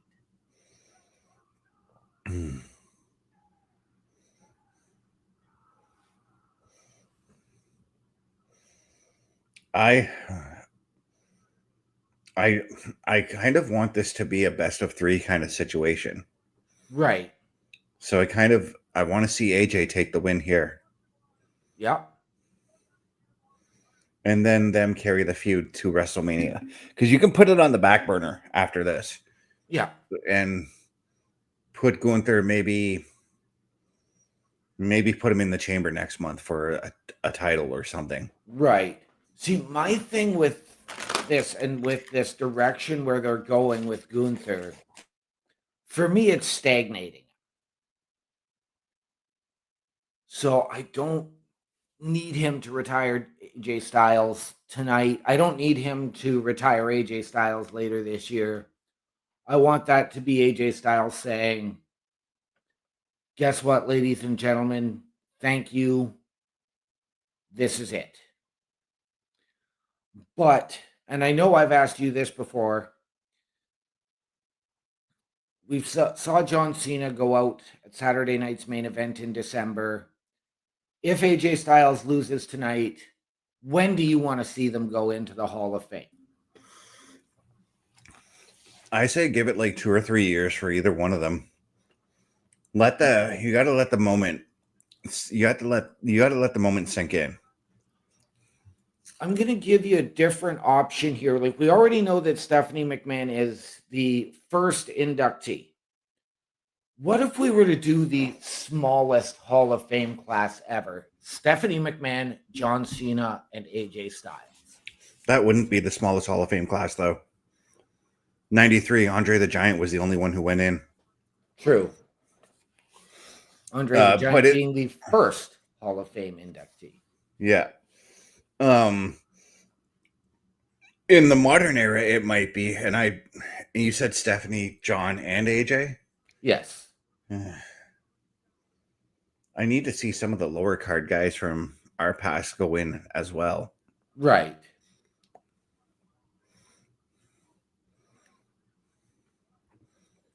And there's one thing I've been thinking about too. If you were to induct a gimmick, I would induct Doink the Clown.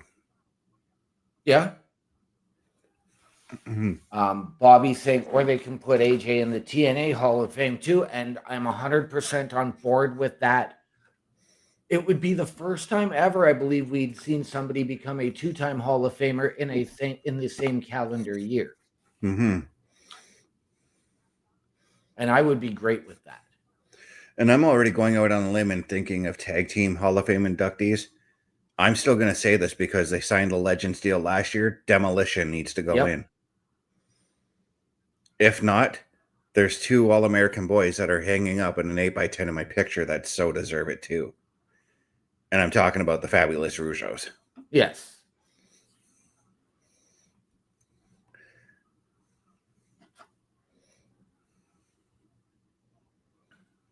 Now, I suggested this last night. If we are to get the return of Chris Jericho to WWE, is this the match to do it in, or do you want him as the entry in the Rumble? I know for me, this is where I would want to see that. I want him as a surprise entrant in the Royal Rumble myself. But Gunther looks a little perplexed at AJ's wrestling as he's taking a breather on the apron there. It's one of those things that not many people know about AJ because they're used to him being the phenomenal one, not used to him being able to actually wrestle at a technical match. But if you've gone back and watched any of the matches he's wrestled against Kurt Angle, you would know. But the thing is with Kurt could match you in the aerial style too if you wanted to. Absolutely. I was thinking of something earlier today. If AJ Styles loses, given the situation in NXT right now with Ava stepping down effective yesterday, would AJ Styles be a good fit as that GM? I don't think so. But I'd like to see him, if he is retiring, I'd like to see him step into helping out down at the Performance Center, perhaps. Because I think I got to go with Parrish, and I think Robert Stone is still that best bet.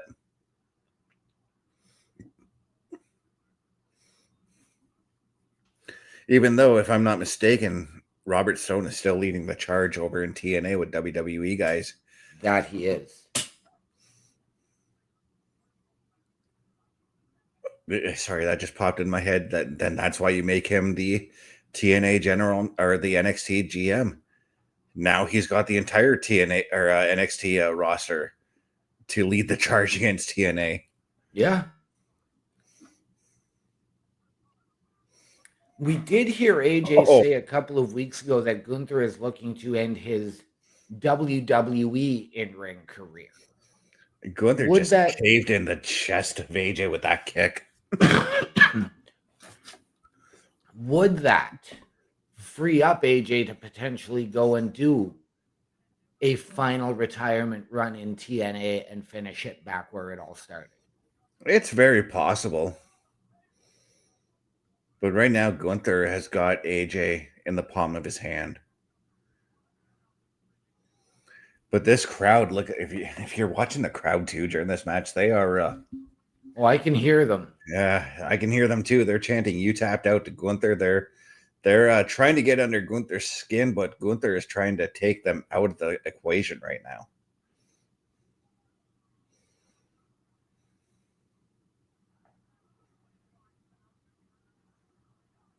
I think I hear some "Let's Go AJ" chants going on too.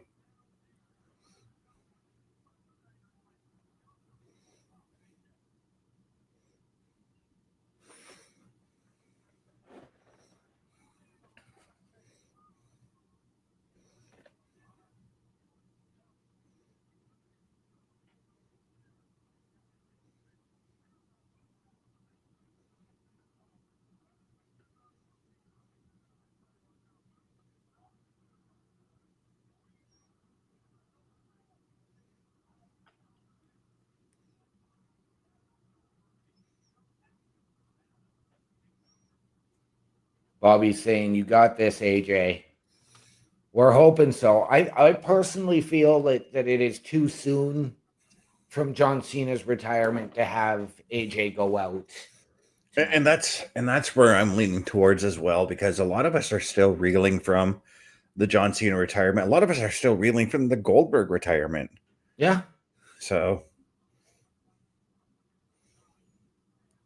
that's why I say, like, you can do this match. You can have AJ take the win. You can put it on the back burner till maybe WrestleMania or even like SummerSlam or even the next time they're in Riyadh.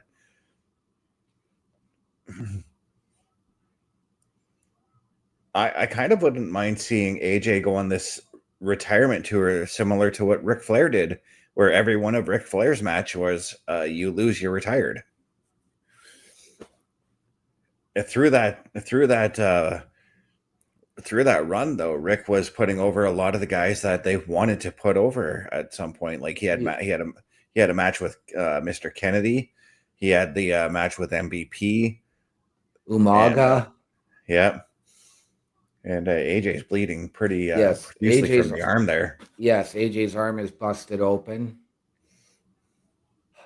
I know AJ has stated he doesn't want to have it as a retirement tour, so to speak. And I can get where he's coming from with that. Mm-hmm.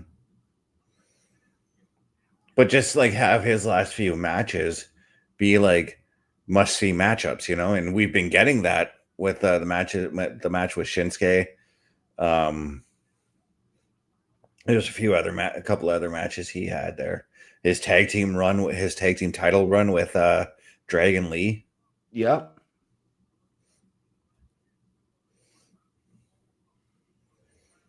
And we know that Gunther is pulling double duty tonight, as Gunther has declared for the Royal Rumble. If AJ wins, does he declare for the Royal Rumble as well? Does he get one of those spots? Well, according to Adam Pearce, all the spots are gone. I know. And that's where I'm going to lead to next. One match I wouldn't mind seeing one more time before AJ retires is a match between him and Finn Balor. You know what? I love the matches, but I think in that situation, it's time to let sleeping dogs lie. And what a Pele kick there from AJ Styles.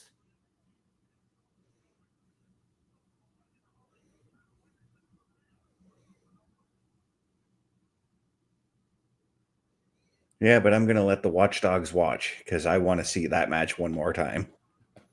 It doesn't have to be anything Bullet Club related between the two. Right. Just a match between the two men. Bobby saying he still hopes we see AJ Styles and Carmelo Hayes. I'd be all right with that. Yep. Just as I'm all right with this one because AJ's now teeing off on Gunther. Not really stunning him, but putting the damage on Gunther nonetheless. Yes.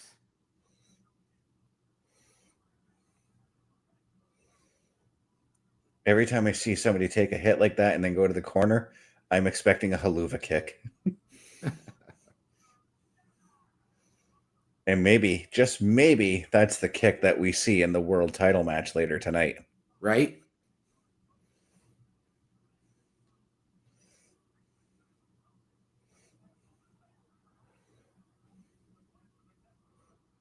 Gunther seemingly kicking out on instinct there after that neck breaker on the knee.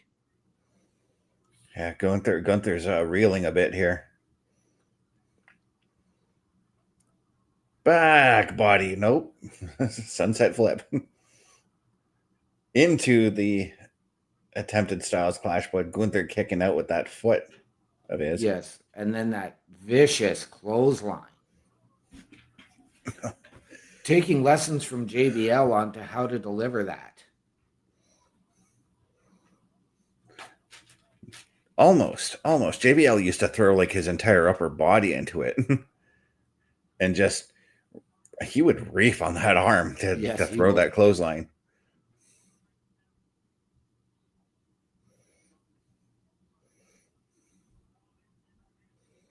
I remember actually when Bradshaw started doing that, I noticed it more and more each week. And it got to a point where I'm like, I was sitting there watching Raw with an old friend of ours, Mr. Business. And I'm like, dude, just watch how Bradshaw throws his clotheslines. That's going to be something. Sure enough, like 2 months later, they were calling it the clothesline from hell. Right?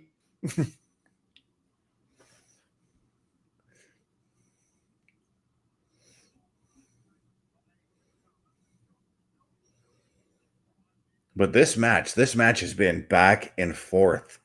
Yes, and AJ with the calf crusher, but Gunther right into the ropes. Smart by Gunther to pay attention to where he was in the ring by grabbing that bottom rope. But even those few seconds he was in that hold, a little bit of damage would still have been done. Yep. Oh, that calf crusher is not a fun move.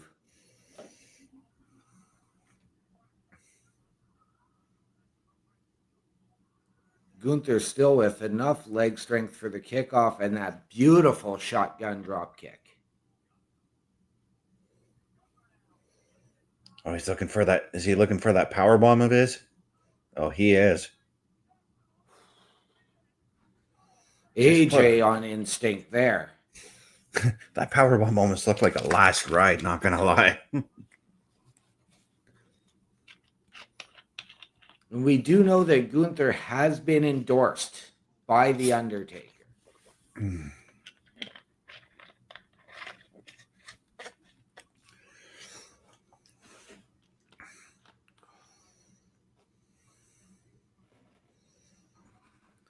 Gunther's probably thinking, well, I myself am thinking, I kind of hope that Gunther's got a later number than what he for the Royal Rumble match later tonight, because Gunther's looking pretty tired right now. At least I got to assume that that the championship match is going to be next, so Gunther will have a moment to rest after this matchup. Right? Can you imagine if the Royal Rumble was next and Gunther drew number one? I mean, I forget which Rumble it was, but there was one time where they had the men's Rumble. Seth Rollins ended up in like the last 5, I think it was. He gets eliminated, but he still had to come back out like 10 minutes later to defend the tag team titles with Jason Jordan. Yep. And Gunther's in trouble right now. Is that AJ's got that calf crusher in? Oh, Gunther's looking for the sleeper. These men are tied up every which way right now. Yes. Yeah, Gunther had no choice, or AJ had no choice but to let go. AJ's looking for the ropes now.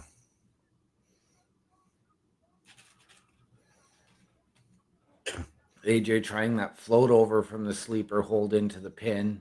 Yeah, he went to Gunther right back to the sleeper hold. I was gonna say, Seems that AJ went to the Bret Hart school of rolling up in sleepers, because that's something Bret used to do. Yep.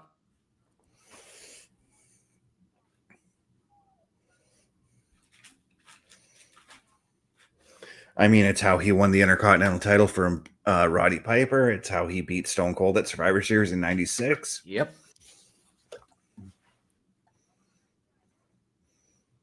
But both men are now out on the outside of the ring. AJ, Now, phenomenal forearm to the outside. That's what it was. Now, what happens if this match ends in a draw? Yeah, do you really count that as a loss for AJ? I mean, if they were both counted out, that would be a loss for AJ still. It would. Bless you, Pepper.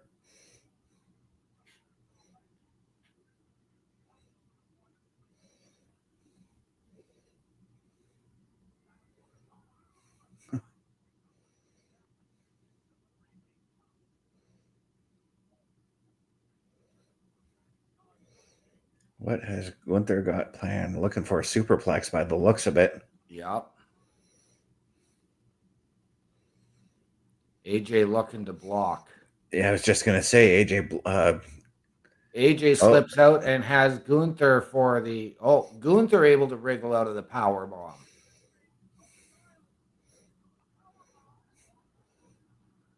AJ with the power bomb stacks him up. 2 count coming up there. Yeah. I thought AJ was going to try and get him into the Styles Clash, but So the power did bomb I. was just good enough.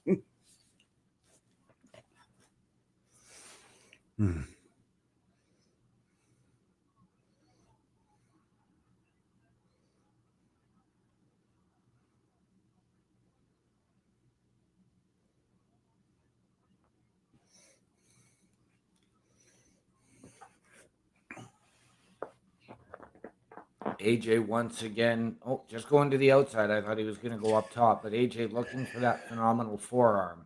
He's looking to connect that again. Oh, the 450. Huh. Well, I guess when you're in the ring against a guy like Gunther, you don't want to waste any time. So if you're going to do an aerial maneuver, you think of one really fast to do. And the Styles Clash.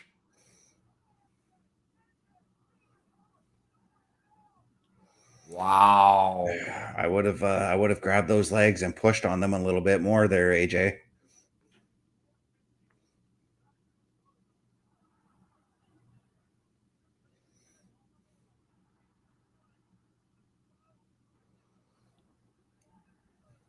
So with Gunther kicking out of that, does that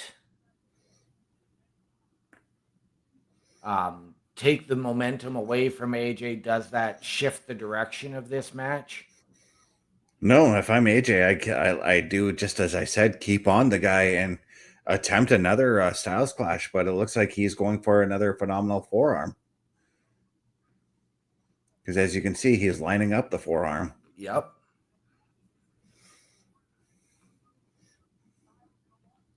And Gunther, oh. Sleeper, nope. AJ with a sleeper of his own. And the referee.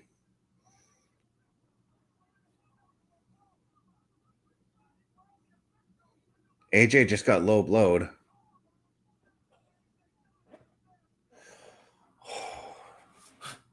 I was going to say, no, that's not the way you want to go out. No.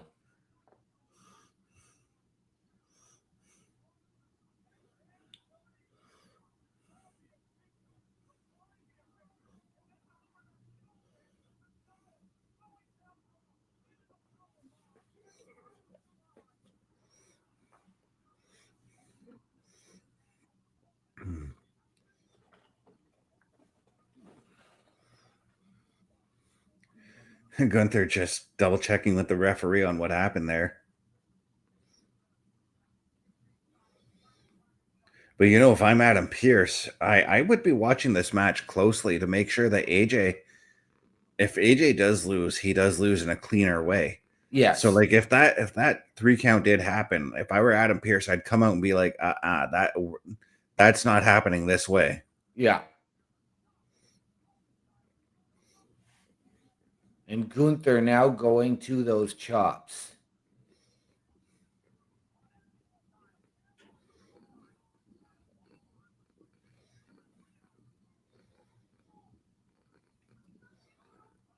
Yeah, those chops that make minced meat out of just about every chest that he's ever chopped. And now laying the boots to AJ in the corner as the ref is trying to push him back. Referee checking to see if AJ can even continue.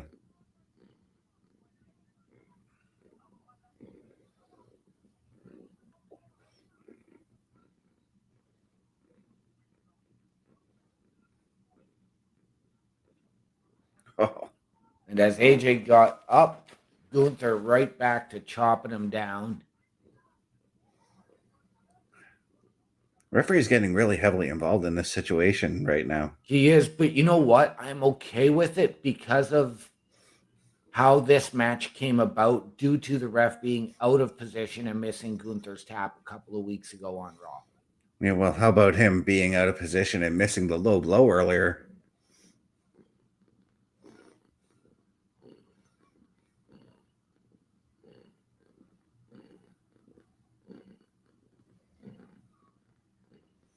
The crowd trying to get behind AJ, trying to cheer him on.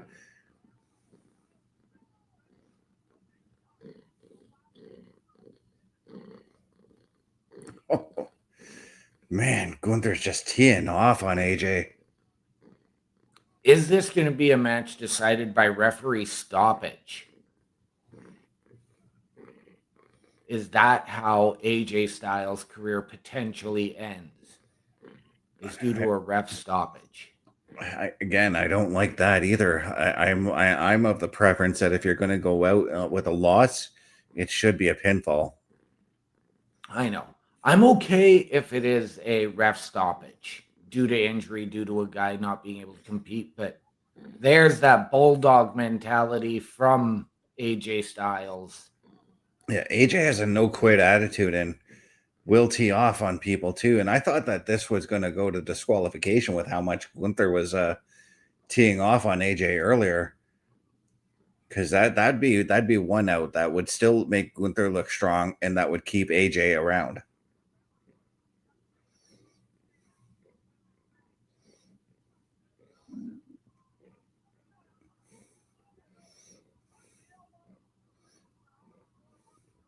Oh, fireman's carry. What's Gunther look?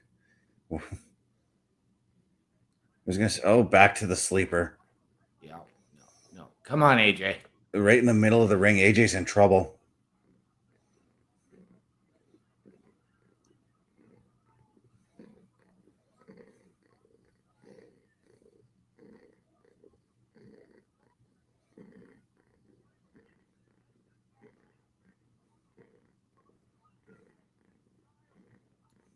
AJ going blue.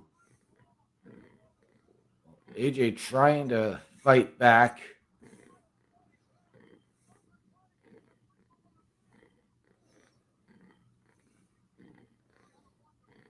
Maybe AJ just commits to a low blow on his own.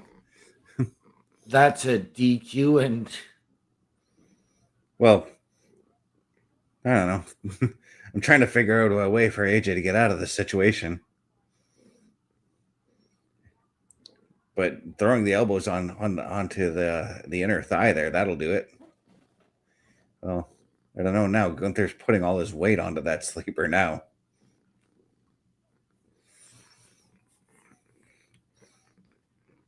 Reaching for the rope. Come on, AJ, grab it. come on, AJ.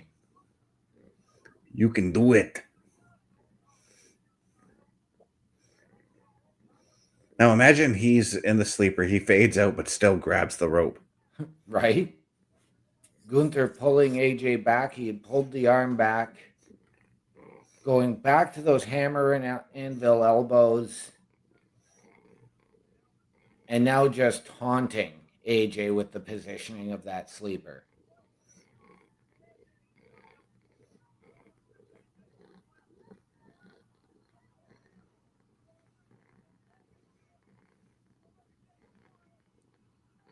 And that's going to do it for AJ's career.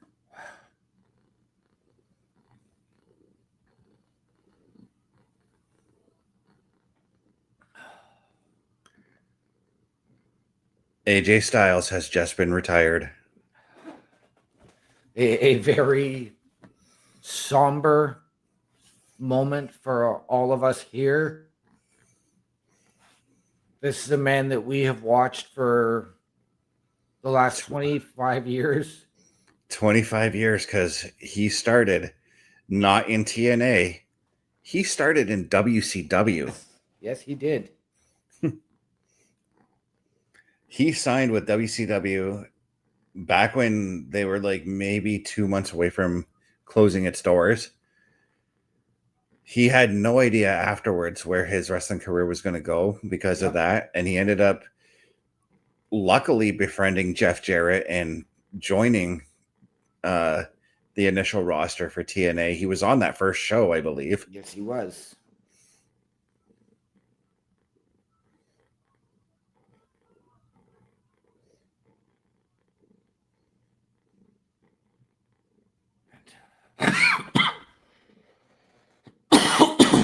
But what a career this man has had, though. Yeah, what more can we say about his career? A champion everywhere he wrestled, with the exception of WCW. A pure bona fide Hall of Famer in WWE, in TNA.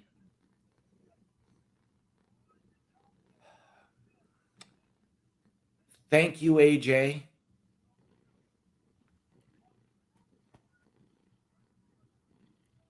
And I acknowledge you, sir. I wonder, though, if there's going to be more to this, though. And I am going to throw it up.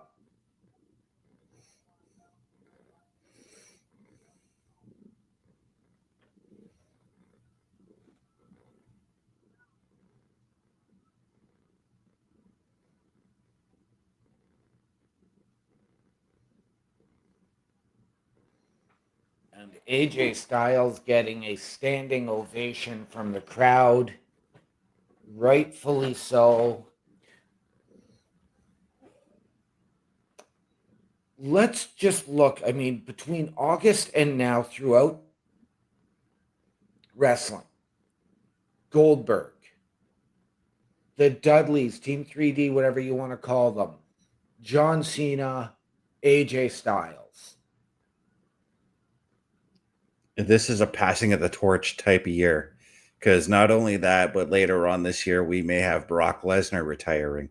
Shinsuke Nakamura might be on his way out. Yep.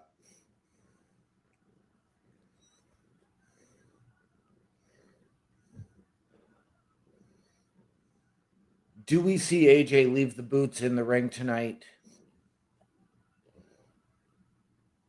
And I do have to ask, do we get, we're going to get his theme music played, but do we go with that tribute now and maybe get ready to fly tonight?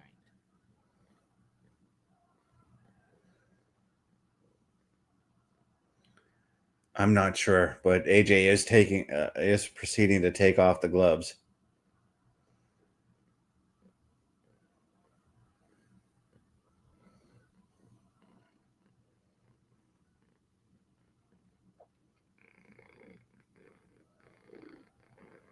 Can you imagine how much heat Gunther's going to get coming out in the Rumble later on, though? Oh, yeah.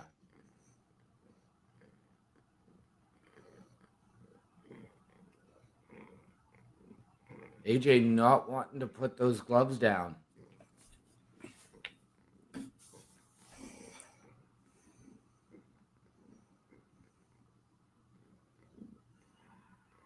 He's putting the gloves back on, though.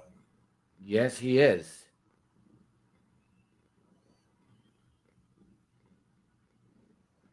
That's why. Yeah.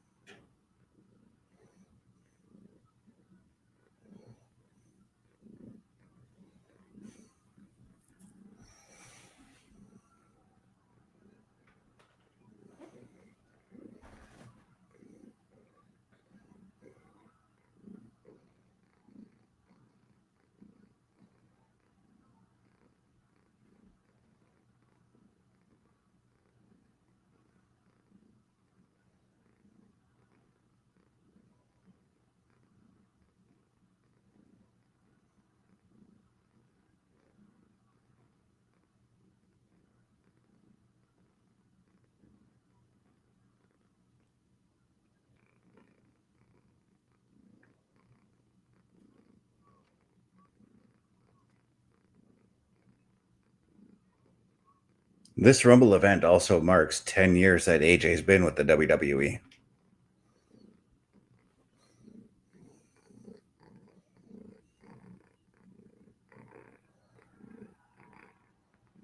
Flashing off the "too sweet" chant, the "too sweet" to everybody.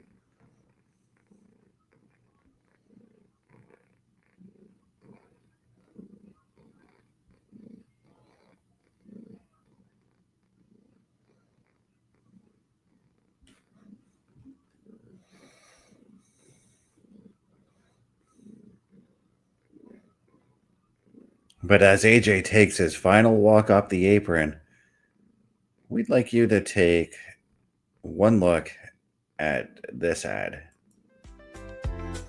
The Turnbuckle Studios store is open for you 24 hours a day, 7 days a week. Get the merch and represent the best from the shows you watch on a weekly basis.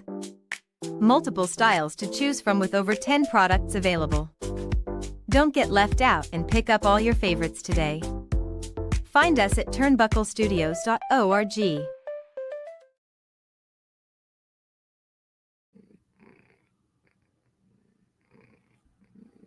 TurnbuckleStudios.org/shop is where you want to go to get all your Turnbuckle affiliation program merch.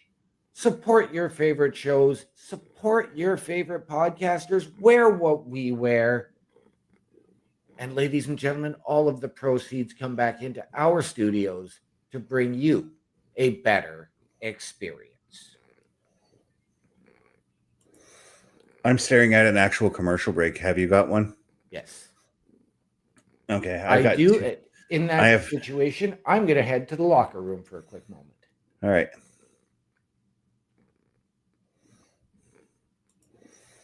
But as we've got a commercial there, I'm going to talk a little bit more about AJ Styles. And what really sold me on him is the very first time I can actually remember seeing him was the first time I ordered the weekly TNA pay-per-views. He was in the middle, embroiled in a feud for the NWA title with D'Lo Brown. Yeah, the man with the European Championship and the 8x10 behind me. And I just remember wanting, because the way AJ presented himself, like he was a complete douche. I wanted AJ Styles, I wanted D'Lo Brown to win the NWA title from AJ Styles. Yeah, but Bobby Stat's saying he started watching AJ in 2016, which again was the time that he made the debut in the Royal Rumble match.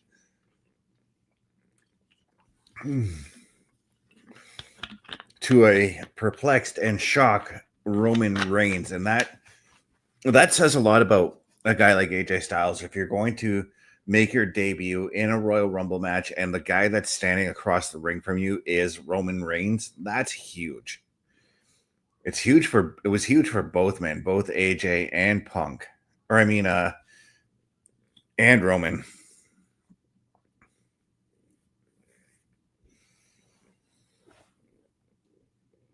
But right now we are looking at a commercial for Saturday, February 28th in Chicago, the Elimination Chamber. There will be a PLE Patrol for that event.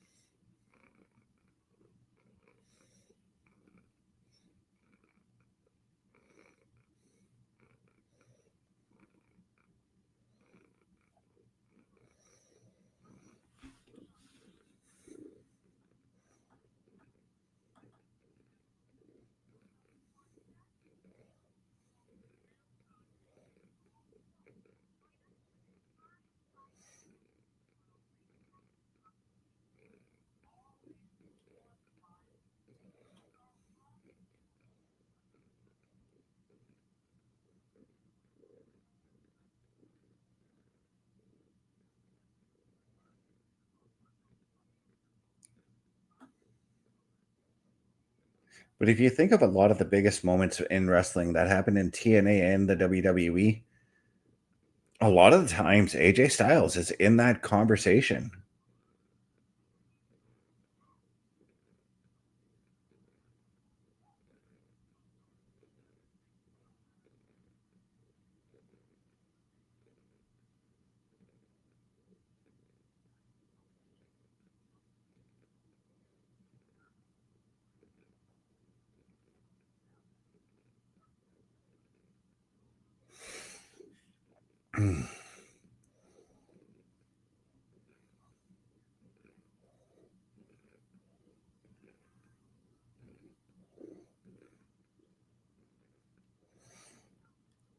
But as we're about to come back from the commercial break here,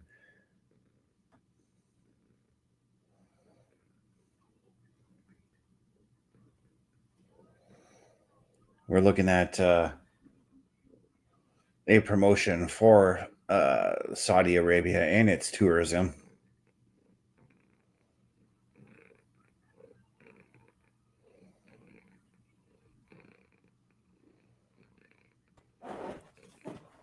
And I have returned as I see Sami Zayn making his way to the ring. I'm looking at a commercial for Saudi's tourism right now. The end of it, at least.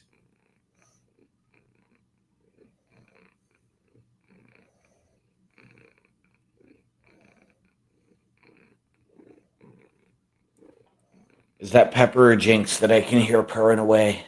That's Pepper. And we're looking at, I'm looking at some information on 2K26 right now. There was a commercial released for that today.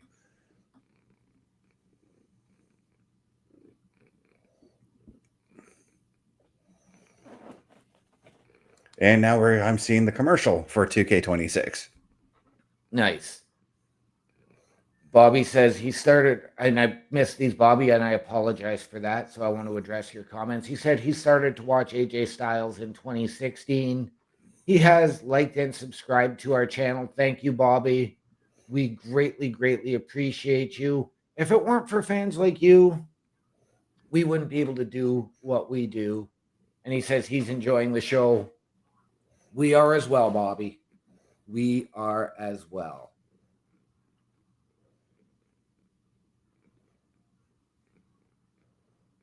Seven nights ago in his hometown at Saturday night's main event, Sami Zayn earned this opportunity in a fatal four-way to go in front of his people, his culture, to challenge for the Undisputed Championship.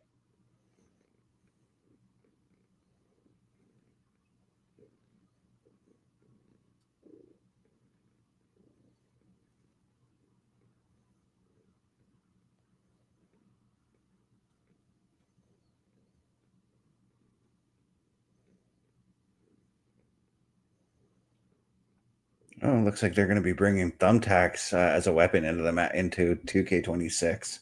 Okay. And ROH CM Punk by the looks of it. I have Drew McIntyre at the top of the ramp making his way to the ring. Okay, can you pause that so I can catch up then? And we're also getting, if you do a pre-order, you get a bonus Joe Hendry pack. Now I'm looking at Penta getting himself ready for the Rumble match later tonight, alongside his brother, of course, alongside Rey Mysterio. Are you sure it wasn't Are you sure it was Phoenix and not Dragon Lee? Might have been. They're to me, Phoenix's and Dragon Lee's masks look the same from the front. They're very, very similar, yes.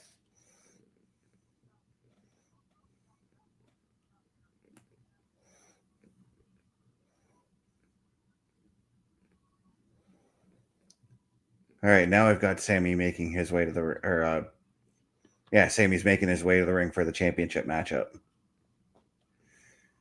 But I've got to ask, after the emotional roller coaster that we've just witnessed in the last two matches, are we ready for a third time around? Well, because I got to imagine if Sami does win the championship here tonight, that's going to be an emotional roller coaster for the Saudi fans. It absolutely will be. It's going to be an emotional moment for us as Canadian fans as well. I mean, the legendary singer Meatloaf once said, 2 out of 3 ain't bad. Well, This is just a night of pure emotion.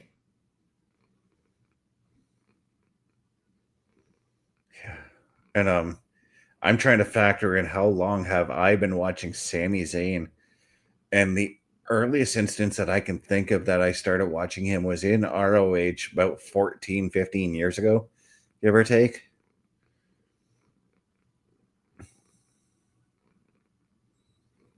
Unless he appeared on one of those, because I used to order those random wrestling pay-per-views that were Right. actually like a bunch of independent shows. So unless he appeared on one of those, which he more than likely did, because I know Kevin Owens was on one of the Right. ones I watched. I remember one of the first matches I've ever watched, and I have seen Kevin Owens, at the time Kevin Steen's pro wrestling debut. Mm-hmm. I also watched Kevin Steen and El Generico team up to take on the Briscoes in their debut. Yeah, and see, and my first match with Kevin Steen was against PCO. Okay. That's the first match I saw. I saw Kevin Owens as Kevin Steen wrestle. And I'm like, oh, geez. In retrospect, I'm like, that was a huge deal for Kevin. Yeah. But back when I first saw that, I'm like, oh, Pierre's still wrestling? Okay, cool. And this was back in 2004, mind you. Okay. Am I free to play now, or? I got Drew's Titantron playing. What's Drew doing on your Right pods? now, I've got a distance shot to the top of the ramp, so Drew's just out of focus. Okay, so I'll tell you when I'm at that point. Okay, I'm at that point. Drew's just coming out through the tunnel. Okay, I've got Drew a little bit down the ramp, and he's just as focused as Gunther was.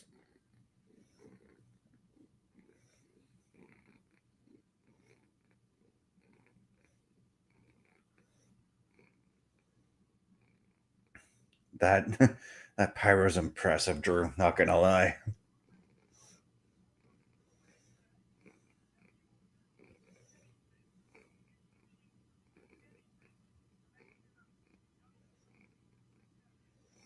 Drew is stalking the ring with the way he's walking down there.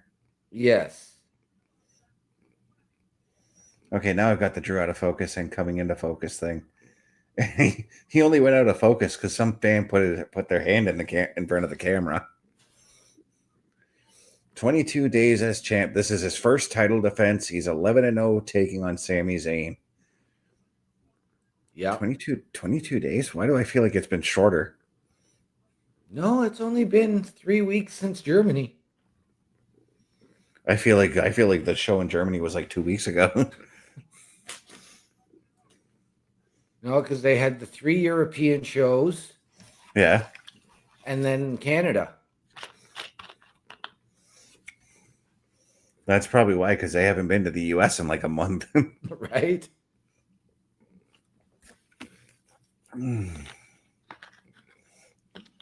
I have Drew looking down at Sami, who is crouched in the ring. Sammy's just as focused as Drew is, though. Oh, he is. Now, we know that this match is going to be emotional. Is it up to Sami to quell a storm from Drew coming right off the bat, or is Sami going to run this based on pure emotion to start, and it's Drew that has to quell Sami's fire? I think it's going to be a mix of both. If there's one thing, though, if I'm Drew, I do not look past Sami. You got to treat him you got to treat Sami like he's just as big a threat as, say, taking on Brock Lesnar would be. Yep. Well, and I mean, you've got Cody Rhodes and Jacob Fatu breathing down your neck. Yep. Who Drew took out both of them last week. He again targeted both of them last night. You've got that history with Sami. And then you've got the men's Royal Rumble coming up likely next unless there's been a match added that we haven't been informed of. No. Yeah. Let me see. I don't think I want to see Cody and Jacob get involved in this match because I think that takes their focus off of the Royal Rumble match. They should be focused on Drew, but tonight is not the night to focus on Drew. No, and I'm 100% with you. And then let's not forget that at John Cena's last match, there was a champion versus champion match in Cody versus Obafemi, where Drew got the match thrown out. Yeah, and it ended with him and Oba having a brawl. So, is Oba looking at Drew McIntyre if he's a potential Royal Rumble winner? And that's why Oba is in at least my top 10 to win.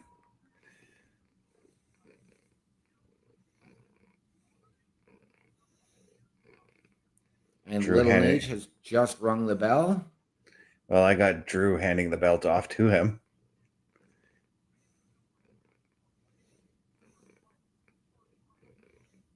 And it faded to black when Drew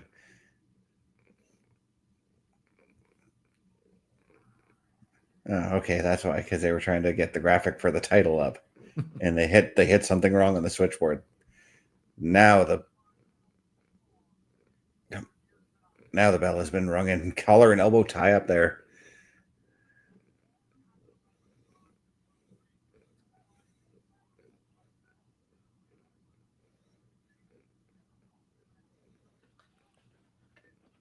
Is this a case, because we do know that Drew has the size and the power advantage over Sami? Is this a case of Sami has to bring Drew down to his level and take out his knees? I would definitely do that. Take out the base of Drew McIntyre because, again, he needs those knees to hit the Claymore. And that's why I referenced earlier, like, could Sami's haluva kick be the kick that wins the match? Because, well, I mean, Drew McIntyre's kick, Claymore is a kick as well. Yep.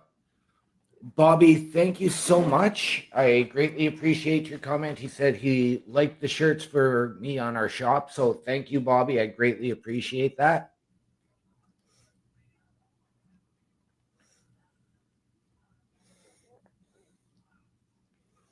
Or maybe he likes the t-shirts that are beside you. Oh, maybe, yeah.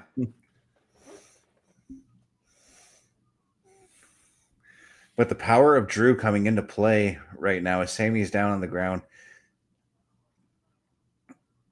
Oh, from the ground up to us. Beautifully executed suplex there.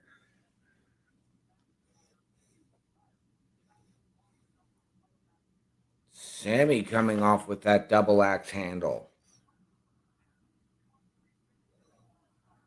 Both men seeming, as you said, yeah, it's very, very measured, but both men fighting with emotion and a bit of a storm as well. Yeah. Well, Sami's got everything to win in this match and nothing to lose. He Drew does, but I was going to say, Sami's got ow. What's ow for Sami? Well, ow is my cat clawing me in the leg.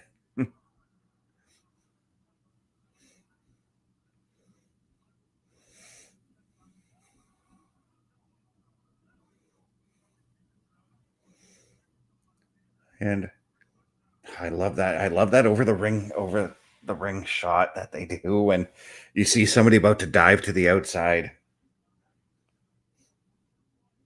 I'm with you. I was going to say, I got both men knocked out, but we're looking at the replay of what Sami had just done.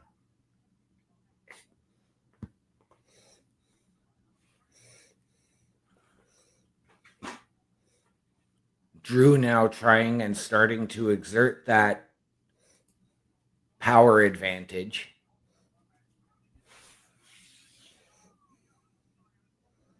Yeah, ramming Sammy's back into the...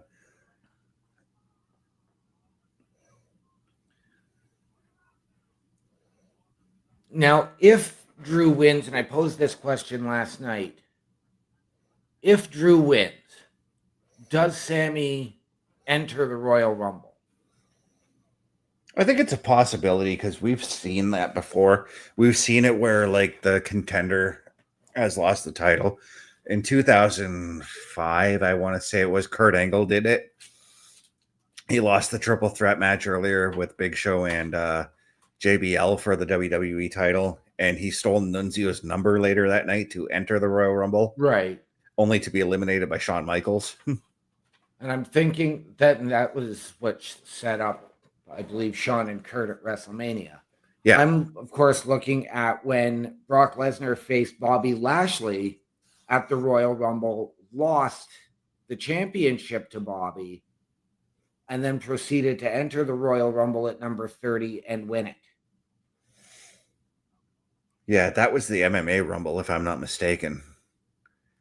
I call it the MMA Rumble because Ronda Rousey won the Women's Rumble that night. Right.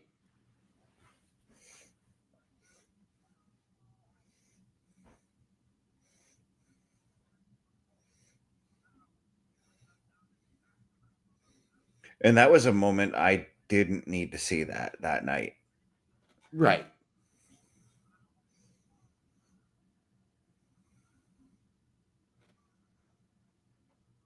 But I could see it tonight if Sami doesn't win the championship tonight.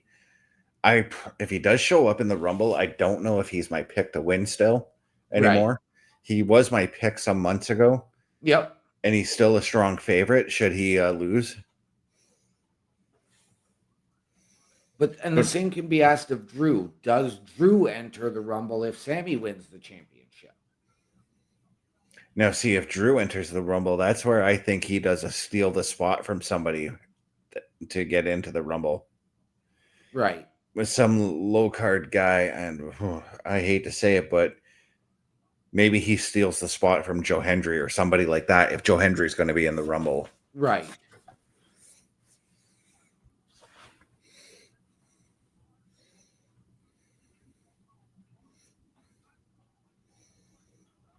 And that'd be one way you can give heat to Drew by taking out a guy like Joe Hendry and putting yourself into the Rumble. If that is the case, though, as both men right now battling on the top rope here. Sami, what's Sami looking to do? Oh, sunset flip powerbomb kind of deal.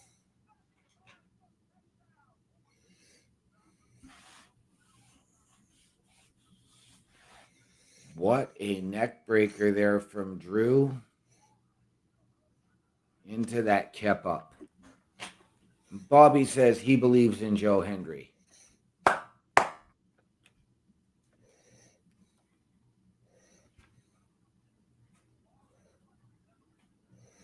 Hang on a second, my Netflix froze. Okay, I've got both men laying on the mat, and there's the kip up. Okay.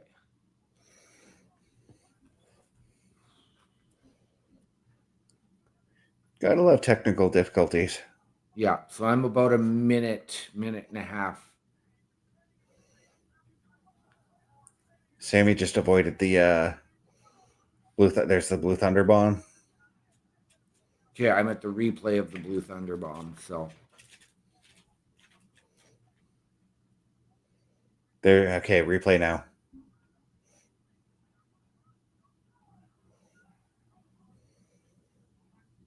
But Sami's smart enough to get that foot up to avoid the Claymore. Yeah. Because you can obviously see that Drew was looking for that Claymore. Yes, he was. And again, that's dangerous. That's the move you want to avoid when you're wrestling Drew.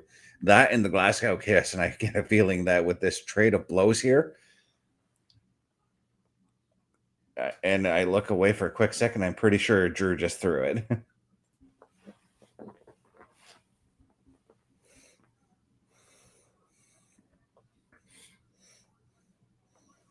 Oh, I thought Sami had it.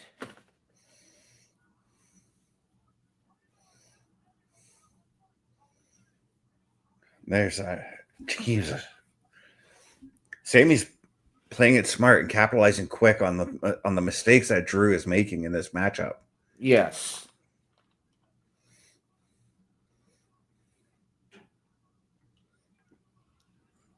And I'm going to say this, Sami really not playing to the crowd and to the emotion of the crowd tonight. He is focused on Drew. You say that now, but he's feeding the title. You say that now, but he's feeding into the crowd right now. As he's about to climb up to the top rope on my screen here. Because he was giving a little bit of I'm getting pumped up by the crowd kind of thing. That's once exactly again, where I was saying it. Yeah. Both men battling on that top rope again.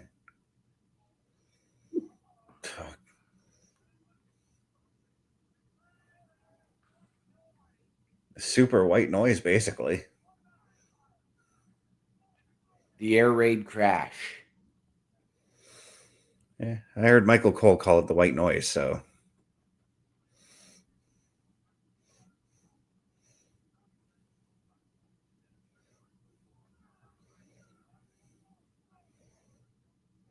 So I've got a fun little question here. What is one maneuver you're glad isn't back in the WWE? And I've got one in mind right now. Because I think it's way too dangerous a maneuver. Mine would have to be the vertebreaker.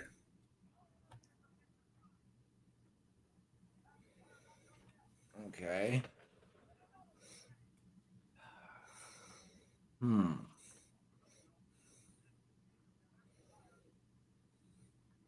McIntyre hitting multiple double arm DDTs right now, though. Yes.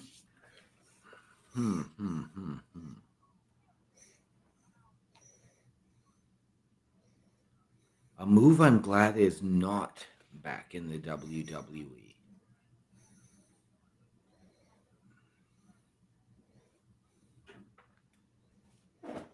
Yeah, as I said, mine's the vertebreaker because it was completely unprotected. You could easily break your neck. It was not a safe maneuver at all. I was going to say,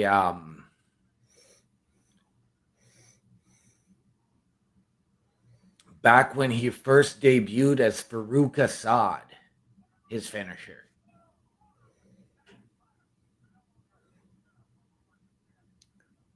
I'm not even sure what he did because I know he used the Dominator both as Ron Simmons and that was what it was called, yeah.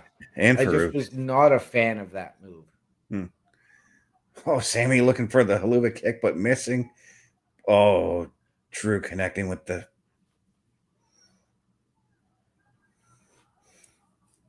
McIntyre. You got to hook that outside leg, man, if you want to win. Yep.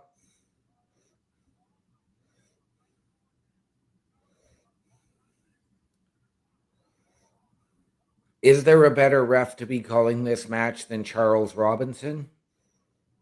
Earl Hebner.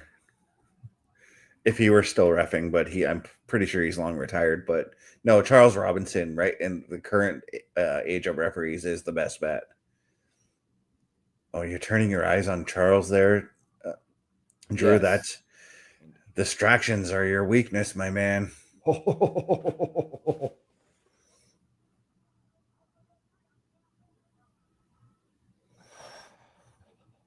Damn.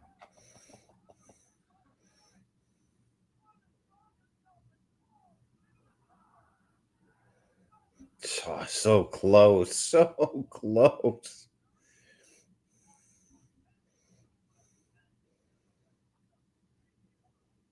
But the thing I think Drew is realizing is the same thing that Gunther realized a couple years back.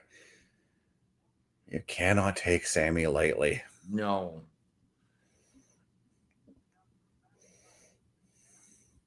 I think Drew realized that, though, back when Sami won the Fatal 4-Way last week and did make an attempt to attack him afterwards. Yes. Sami was trying to pick Drew up and it didn't work, hurting his back. And there goes the Saudi announce desk.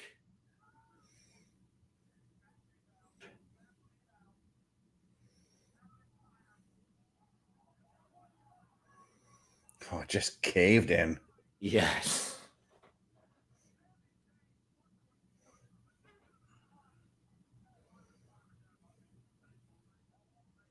And Sami very awkwardly bent over that. Charles Robinson backing Drew off. You got a couple of referees checking it out. The crowd chanting, "This is awesome." Yes, it is. Drew ignoring the referees.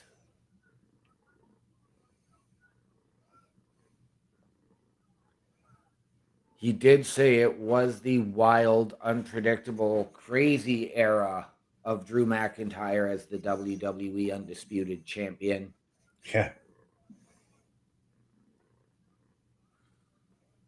Well, Drew is, as I said, he's not taking Sami lightly. No, he is not.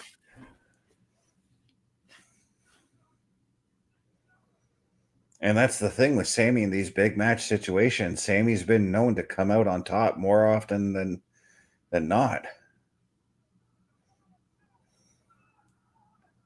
A beautiful exploder suplex. Sami's looking for the haluva kick.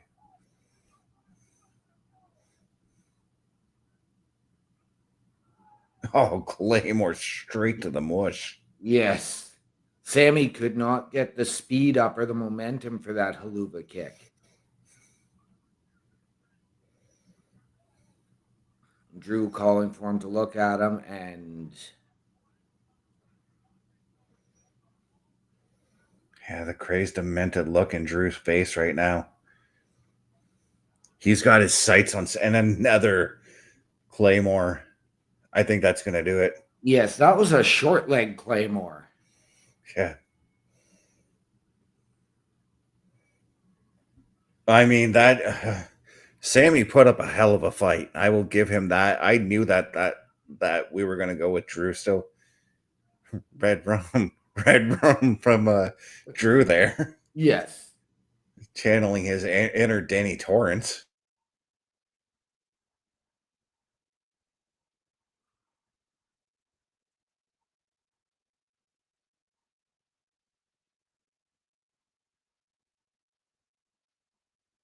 The main movies, which if you're into horror movies, I highly recommend it.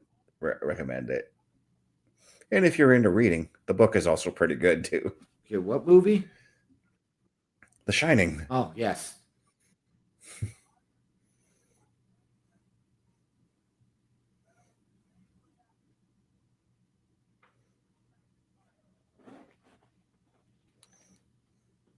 And I think that I get a feeling Sami's going to get a rematch somewhere down the line. I do too. I think that just the way this match has gone, I do not think Sami is going to have the ability to enter the Rumble.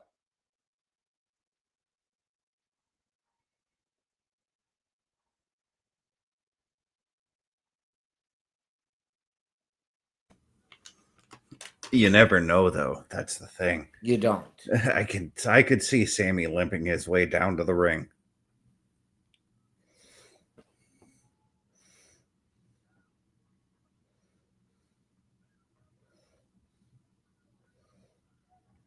Charles Robinson raising Drew's hand on the outside.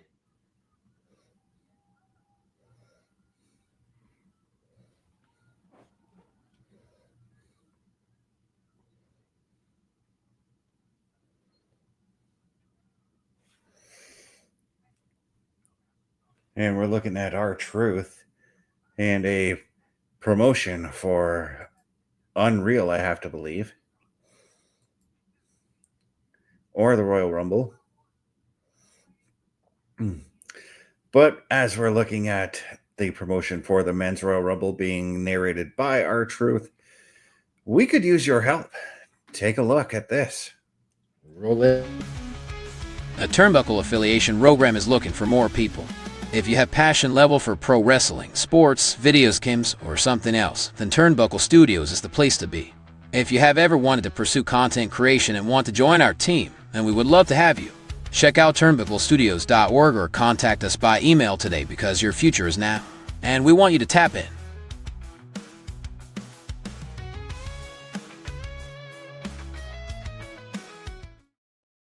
And ladies and gentlemen, if you have ever wanted your break in podcasting, content creation, a potential collaboration, or just to help us out behind the scenes, TurnbuckleStudios.org/join is the place to be. Send us your credentials. Tell us how you can help us, how you believe we can help you, and we can sit down as a collective and figure out the right fit. TurnbuckleStudios.org/join. TurnbuckleStudios.org is your home for all your Turnbuckle affiliation program needs. And that's right, guys. We are looking at a promotion for Backlash, which we thought was going to be taking place in Puerto Rico this year. It is not. It is going to take place in Tampa Bay. Yes, it is. That was announced today. And I believe the date said May 8th, which there will be a PLE Patrol for that, or at least we hope there will be. We're looking at 4 months down the road.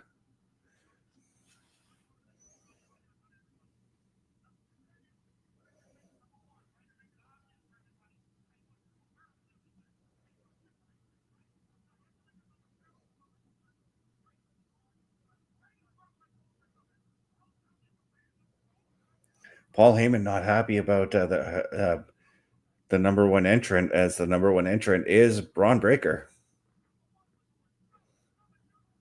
As we were told yesterday, but he is coming out here yelling at it, saying, do you think it's better making him number 2?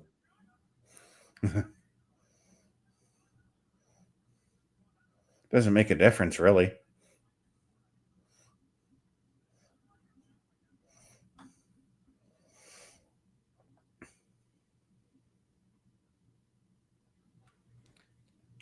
And Paul Heyman keeping it very, very civil, saying, you want to play FAFO, Adam?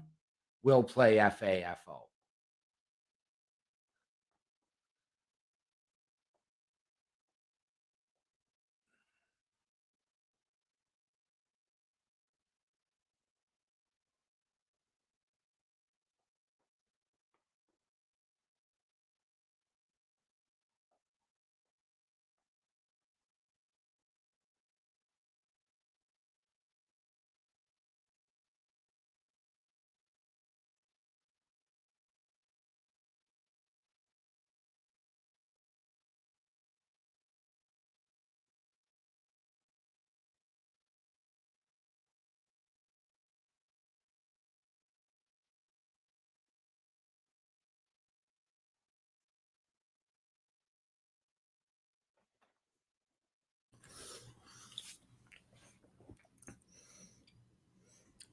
You know what I need to see out of these WrestleMania commercials that I have yet to see tonight?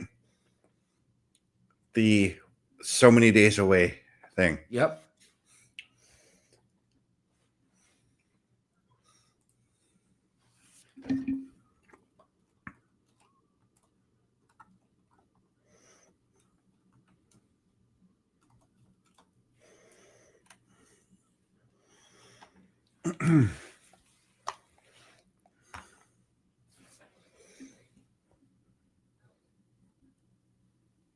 I'm wondering now about those first 2 entrants now with what Paul Heyman had just said. Right?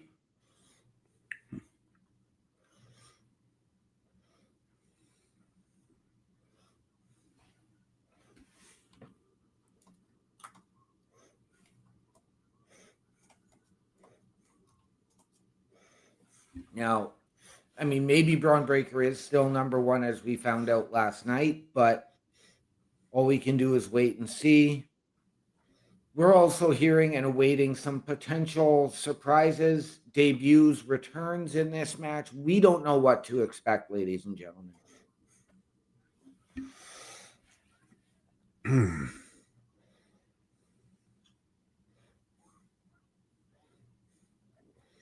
As I'm looking at 3 of 8 for commercials. I'm looking at the Royal Rumble post show immediately following the event,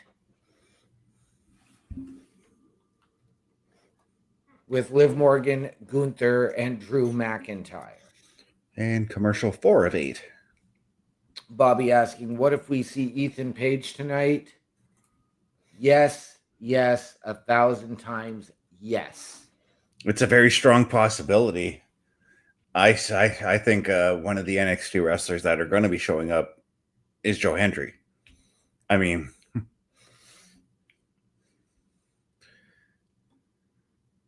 I actually don't think Joe Hendry is showing up tonight. I'll make you eat your words. Given the way things went down for him on Tuesday and what he's got coming up this coming Tuesday, I think he's back home or back in Orlando.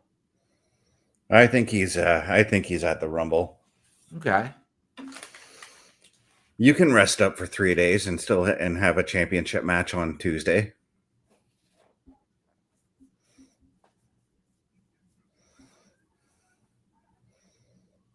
Joe's college road trip does not interest me by the looks of it.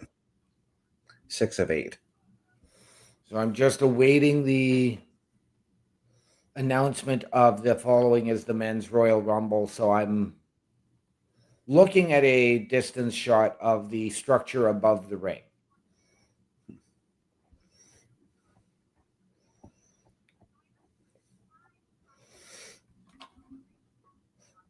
I'm wondering about some other NXT men that could very well show up. I'm going to think like a little bit outside the box here, and like, I don't know, Josh Briggs could show up in it. I'd be 100% okay with that. But I'm also still thinking about maybe some TNA guys showing up in it. Like, can you imagine, like, say, Frankie Kazarian, Mike Santana I'd love showing it. up in it? Even, well, it's not a far trip for him. It's about a 6-hour flight for him. But Leon Slater could very well be in it. Yep.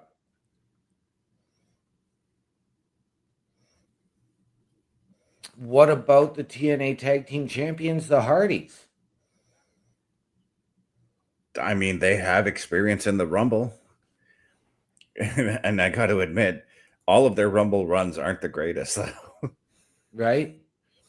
And Bobby's like, yeah, how about some AAA guys? Right off the bat, Mr. Iguana, Vikingo, Psycho Clown could very well be in it. Yep. And I say Vikingo because we know that he's not signed to a AAA deal. He's got a WWE deal. Yes. And I believe that's the same thing for Mr. Iguana.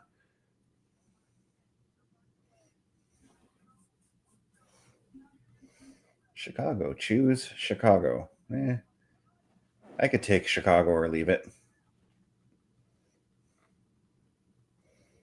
Wow.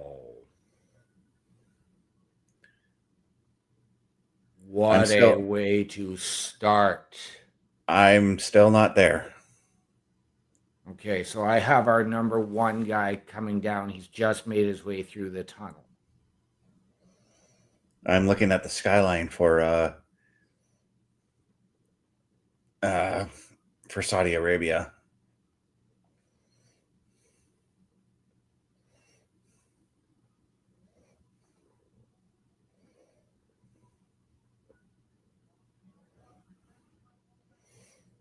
And a promo for the Royal Rumble post show, which now has Gunther and Drew McIntyre there. Yep.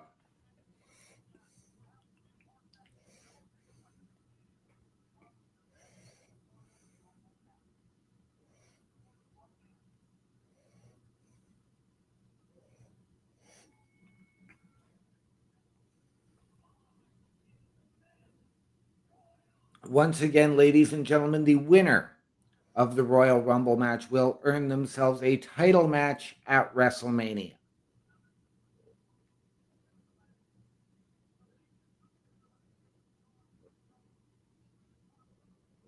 I've got the announcer explaining the rules of the Rumble right now, Okay. which I'm not going to explain them again. I explained them earlier. And Yeah. plus, a lot of people should know the Royal Rumble by this point. Although I know that there's people who are first timers Yes. who have never watched a Royal Rumble or have heard of the Royal Rumble. But as I'm waiting for the first entrant, what was the first Royal Rumble you remember watching?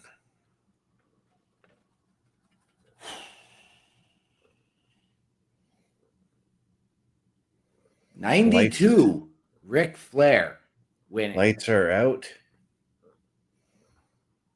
Oh.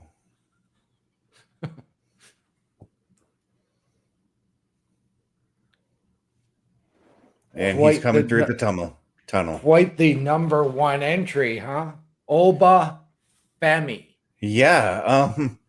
Making his main roster debut.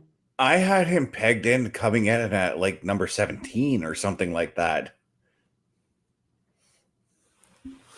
Bobby Stad saying his first Royal Rumble was in 2016, which was the AJ Styles debut Royal Rumble. The first Royal Rumble match I ever watched live was the 1994 Royal Rumble. That was the Bret Hart Lex Luger double win. Right. And that had The Undertaker taking on Yokozuna in a casket match as well. And that was also the same night that Owen Hart kicked Bret Hart's leg out of his leg. Yes. One of the best heel turns, in my personal opinion. Now, as we saw in that segment just before this with Paul Heyman and Adam Pearce, is this how Adam Pearce is playing FAFO with Paul Heyman in the Vision? Or is this both Nick Aldis or is this both Nick Aldis and Adam Pearce doing it? Because we don't know what roster Oba Femi is going to go to. Right.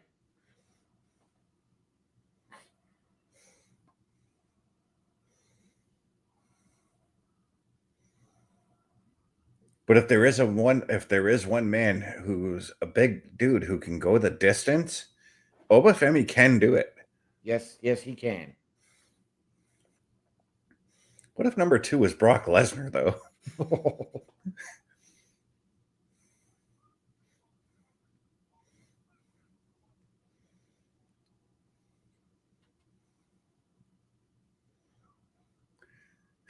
Always like, bring him out. Yeah. But of course, number 2 is Braun Breaker. Yes, it is. Braun Breaker can go the distance as well. The dude has just... I mean, we look at what Brock Lesnar was like in 2002. If you look at what Brock Lesnar was like then, that's Braun Breaker today. Yes. Now, and I don't remember if there is any history between Braun and Oba from NXT, or if Braun had just moved up when Oba debuted. Well, I'm trying to remember who Oba won his first NXT heavyweight title from.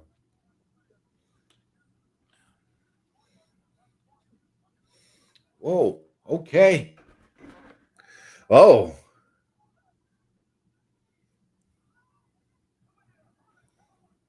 This is something interesting. That masked fella is back. Yes, he is. And a curb stomp.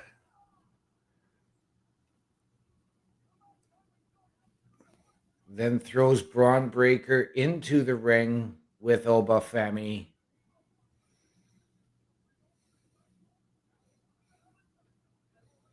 The Rumble match has started now. Yes. And wow! Braun Breaker is gone. Wow.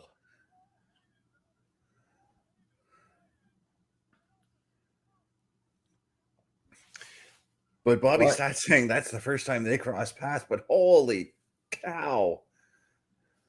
Right? Paul Heyman beside himself. But again, no idea who the masked man is. Though I think we all have a We have a freaking idea. we have a freaking idea as to where it's going.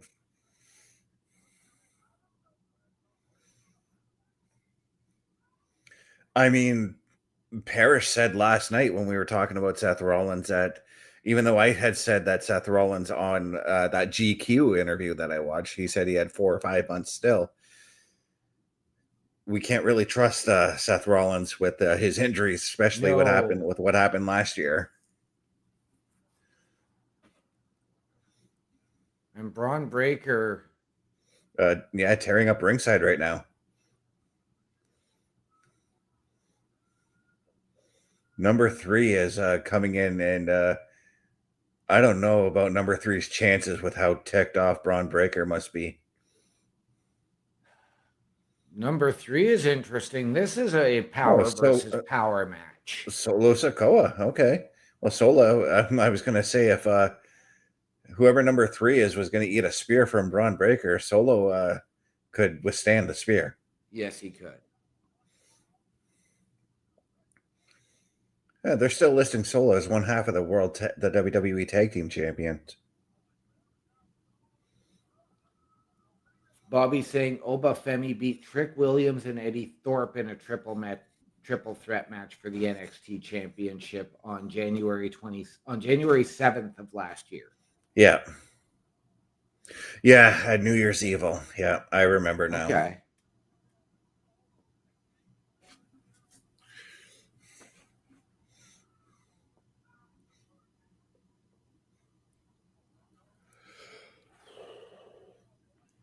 Those two men traded shoulder tackles back and forth until Oba just ran through Solo Sikoa.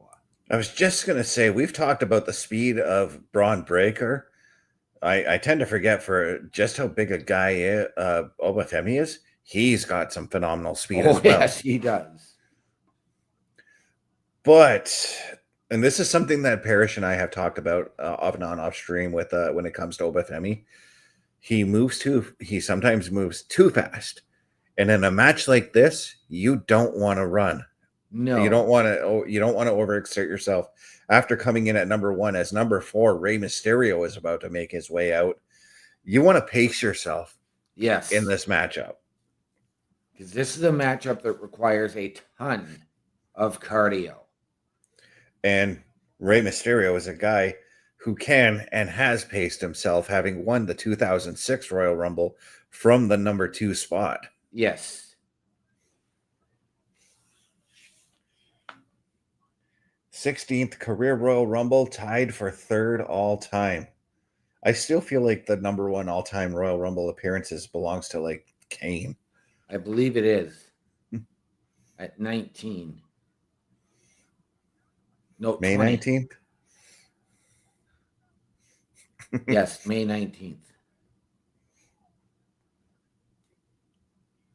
That's honestly the only movie date I can remember being released to theaters because of that storyline. Right?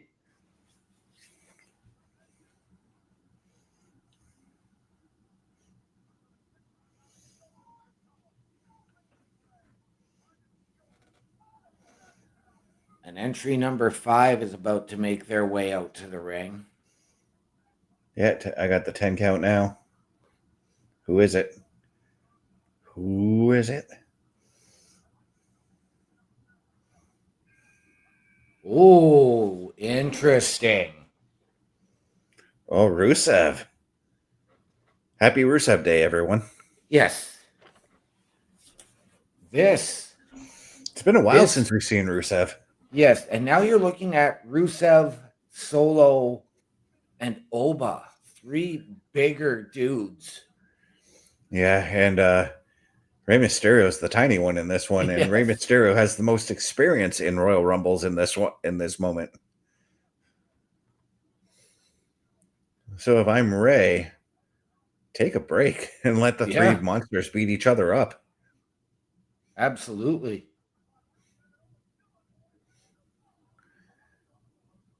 Rusev trying to get Obafemi out with that clothesline. I don't think. Oh, okay. I wasn't expecting Ray to show up there. 619 for Rusev. Wow. Oh, see you later, Rusev.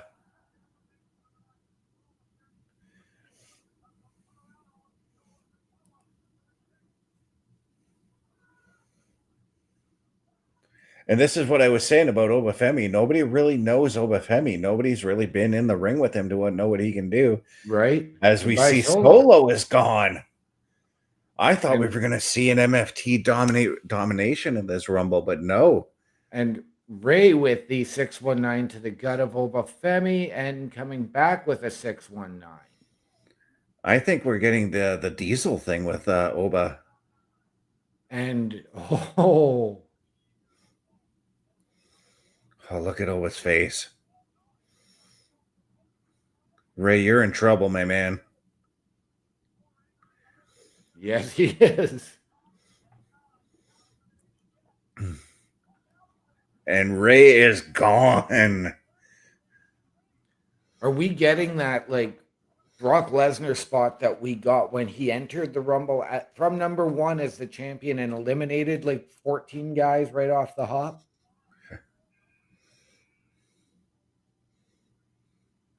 Matt Cardona at number 6.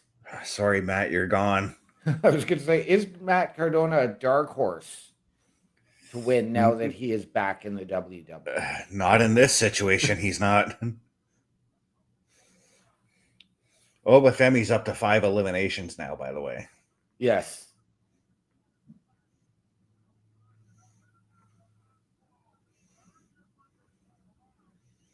And this is why I call this the Diesel spot, because again, I talked about the first Royal Rumble match Royal Rumble I ever saw, the 1994 Royal Rumble. In that match, Diesel came in at the number 7 spot and threw out 7 men, and it took until the Macho Man to stop that. Yep. So it's going to take a big name to stop Oba as well.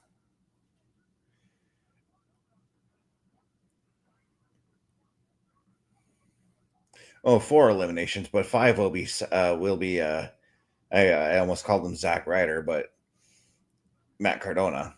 Yep. Dang. He put some oomph on that last ride. And there goes Mr. Cardona. And now it's 5 eliminations.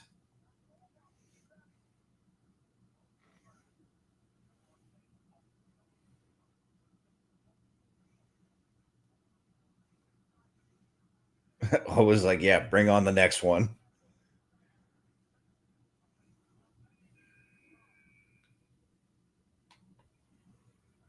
Okay, here comes a threat. Damian Priest coming out. Yep, there we go. This is a guy who can take it to him. I think this is where the ring is probably going to start to fill up a little bit. Right.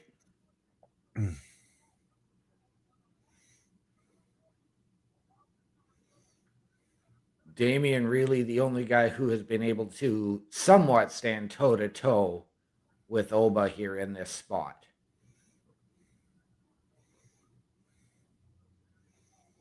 Even Damian's pretty shocked at the blows he's given.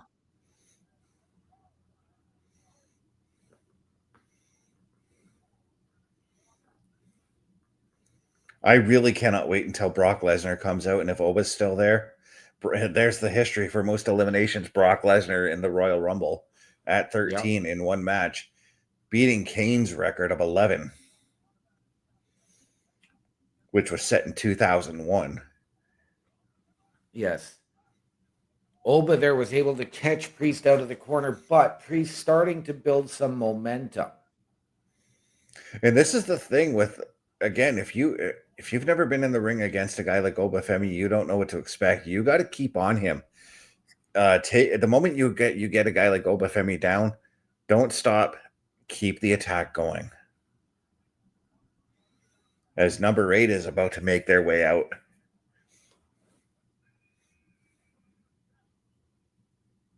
It is Javon Evans, the young OG.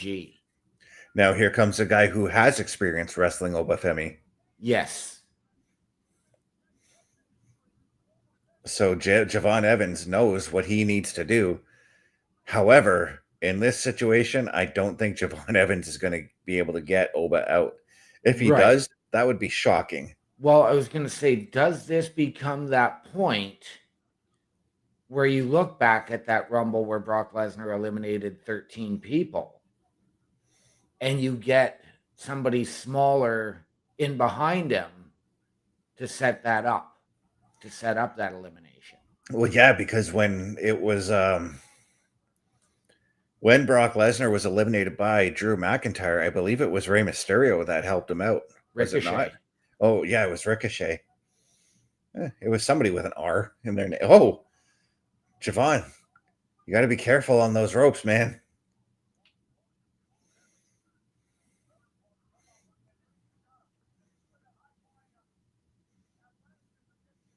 Javon able to go over Oba to take out Priest. And in 5 seconds, we get entrant number 9. Javon just kind of cleaning house. And again, as I said, Javon is the only man who knows what it's like to wrestle Obafemi. And you're going to love this one. Mr. Iguana. And Yeska. I did say that he was going to be in this match, and he's going to be the comedy spot of this match. You did. I also said Javon Evans is going to be the Kofi of this matchup, and so far he has been. Yeah.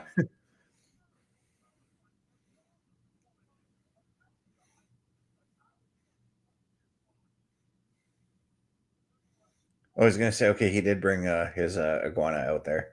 Yes, he did.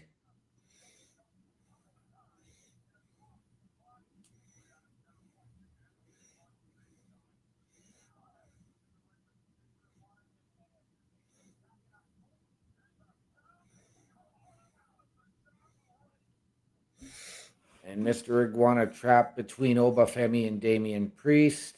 Look how tiny he looks compared to those men. Right?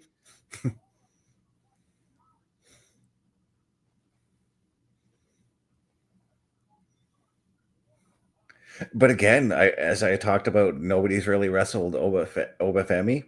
Nobody in this match has really wrestled Mr. Iguana. No, they have either. not. But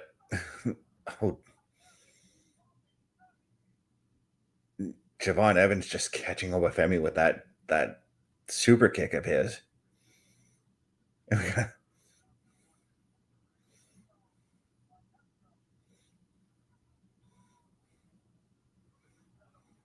And Priest with a choke slam to both Mr. Iguana and Yeska. Poor Yeska. And at number 10, we have... Oh, things are going to get interesting here. As it is time to whoop that trick. Yeah, things have just gotten spicy in this Rumble.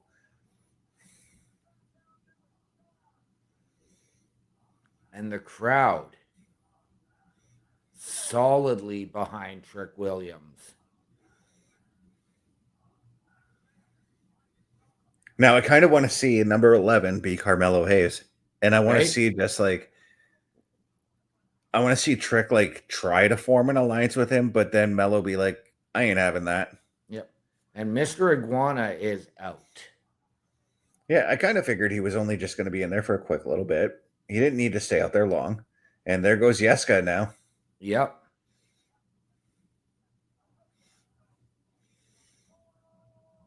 Oh, but her Trick still hasn't taken off his in-ring gear or his entrance gear. Now we've got Trick staring down Oba and Javon. And there is history between Trick and Javon and Trick and Oba as well. Yes, there is. But we are getting, we were getting an alliance teased. And Javon hanging on, man. Yes. And number 11 or number 1 coming out again. Yeah.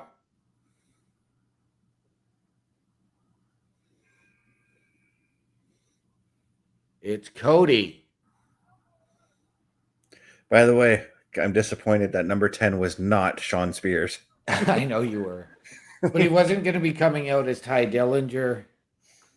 But it would have been a nice little, like a little bit of a, hey, remember me when I was Ty Dillinger kind of thing? Yep. But yeah, things are going to get real heated now that the former WWE Undisputed Champion Cody Rhodes is on his way to the ring. Yes. This guy is a 2-time Royal Rumble winner. So, and recent 2-time Royal Rumble winner, I should say. So a lot of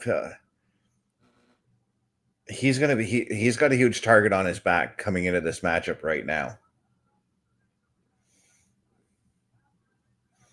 And Cody going right after Trick. That power slam to Javon Evans.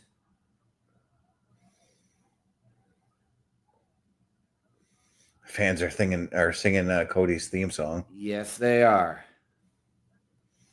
Cody taking off his weight belt and throwing it into the crowd.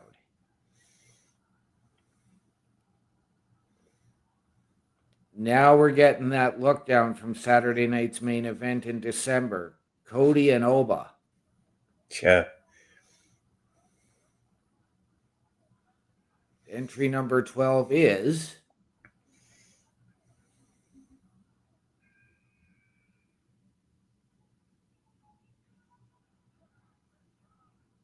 El Grande Americano. Love it.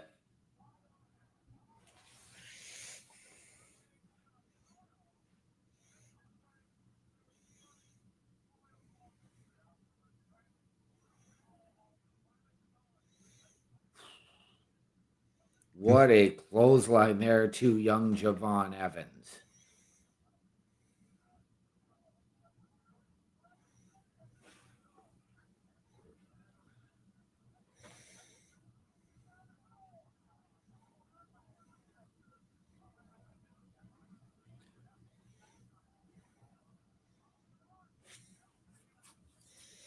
Javon's still hanging on, man.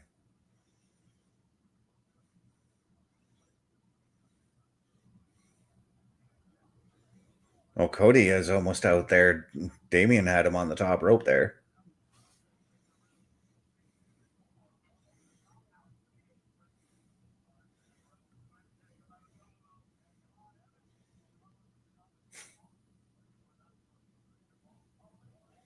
Uh-oh.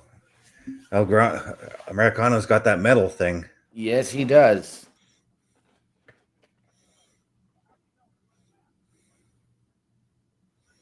And connecting with headbutts on Trick and Javon. Yes. And the other El Grande Americano. Yeah.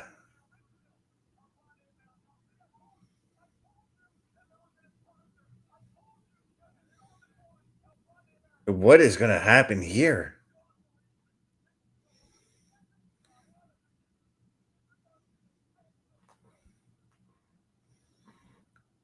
This is where, like, one bearded and one clean shaven, but are we going to see like a mirror gimmick thing here happen here? Like Doink did with Crush? But El Grande Americano battling El Grande Americano. yes.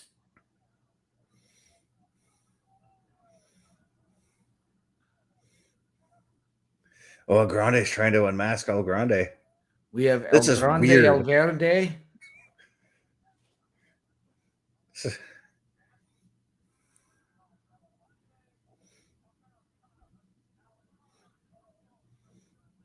See, at first when I saw the theme song, I thought it was either Ray or Bravo was going to come Right? out.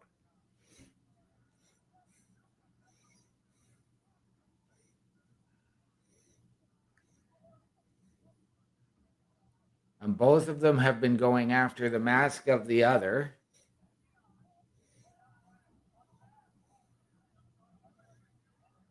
And El Grande El Verde is gone. Both are gone. El Grande Americano has eliminated El Grande Americano, and Trick Williams has eliminated El Grande Americano. Yes. And our crossroads to Trick Williams. And things are no longer spicy.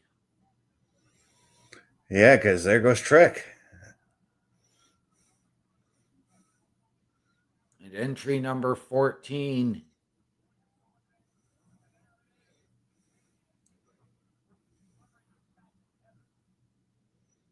Holy crap.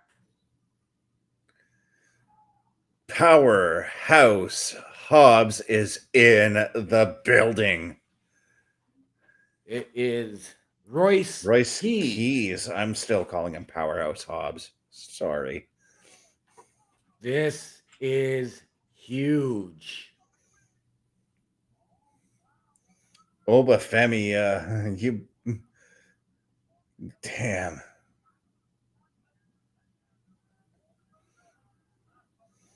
Making his WWE debut. And Royce and Damien staring each other down.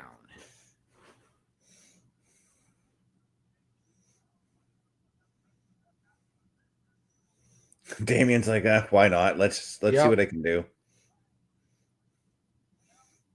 And with the Bulldog Slam. Nice. And Priest is gone. That Bulldog Slam with very little effort from Royce Keys.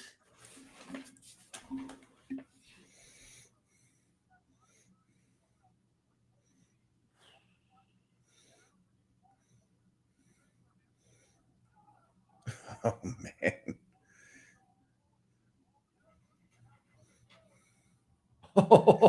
There's a history between these two men. Yes, there is.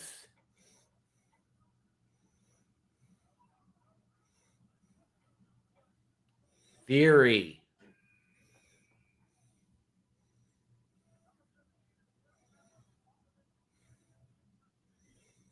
Yeah, too bad he's not going to have Braun Breaker out there to help him out. No, he's not. He also doesn't have Paul Heyman with him. Well, I believe that Paul Heyman is probably somewhere trying to calm down Braun Breaker.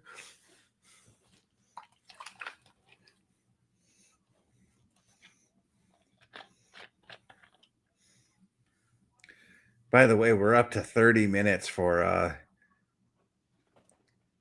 Obafemi being in the ring. What? Sorry, I'm focusing on my drink and focusing on the show at the same time.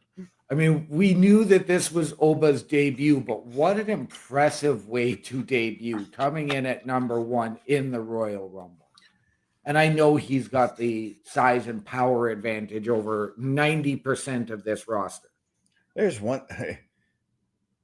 Oh, damn. Cody's in trouble right now.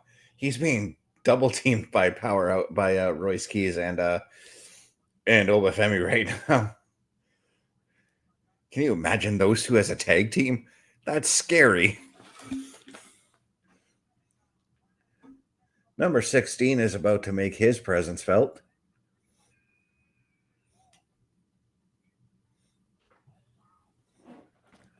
Bronson Reed.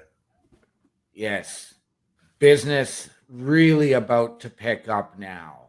Oh, I need to see Royce Keys and Bronson Reed go face to face. You and me both. I need to see this now. Like, hurry up and get to the ring, Bronson.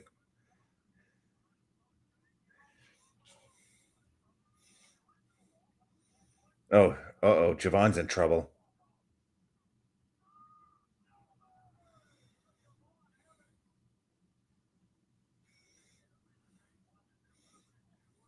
Smart by Theory and Reed with the high-low. Yeah, to take out Oba for a bit. But you are getting your wish. Okay, they're saying 25 minutes for Oba, but that's close enough. But right now, yeah. They were trading blows. I wanted to see like a face-to-face in the ring. Theory almost has Cody out, though. But 5 eliminations for Obafemi right now. It is still the most in this matchup. Yes. As Royce Keys going after Austin Theory here. And entry number 17 is Ilya Dragunov. interesting. The guy that I have gone on record and said is pound for pound the best fighter in the WWE. The best wrestler, grappler, whatever you want to call him.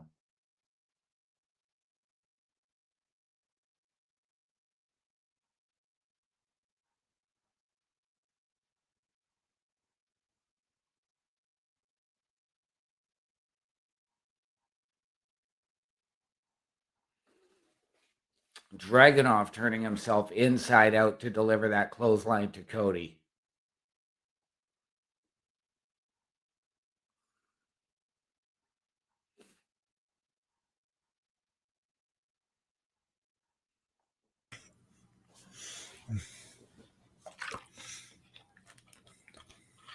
With Oba, with Bronson, with Royce Keys in this match, is this the time for Jacob Fatu? I think so. And it still surprises me that we don't see Braun Breaker in this ring, nor Solo for that matter. Two of the only big men that have been eliminated from this matchup so far. Rusev as well. Yes. And number 18 is La Parka. Nice. Hey, I said some AAA guys. I think I did mention La Parka in when I said AAA guys, but I also, like a couple weeks ago, but I also said Vikingo should be here. Yeah. But La Parka, this is a pleasant surprise. Yes, it is.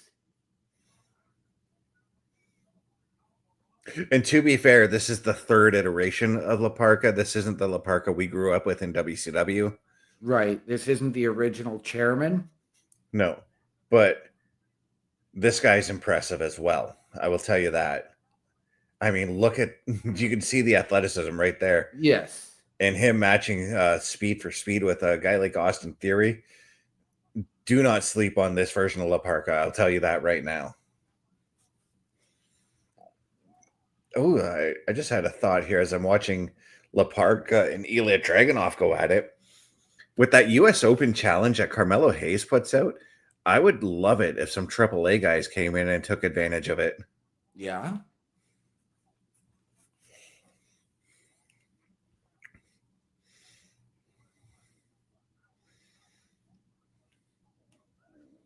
And entry number 19 coming out now in 9, 8, 7, 6, 5, 4, 3, 2, 1.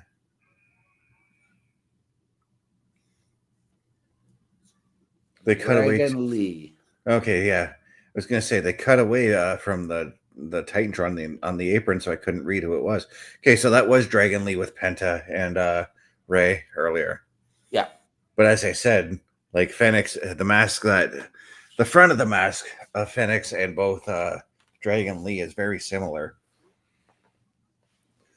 But now I want to see Dragon Lee and La Parka have a tangle in the ring.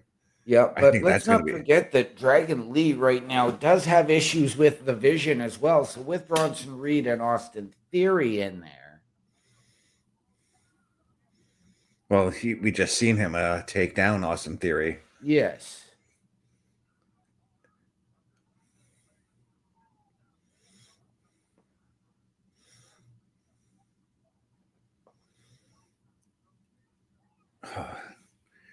And then there's the power, the brute strength of Bronson Reed that was almost there until he got caught in that DDT from Dragon Lee. In theory, hooking the ropes there as Oba's got him precariously positioned. Number 20 making their way to the ring here in 2, 1, 0. Bang. It is Logan, the Maverick Paul. And I was just going to ask, when is Logan Paul coming out?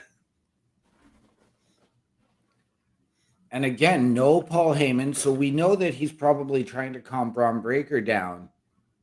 But does he maybe come out with Brock Lesnar? Yeah, right. Because we still haven't seen Brock. We still haven't seen Roman. Still haven't seen Jay. Right? And Jacob. So Yeah. you've got...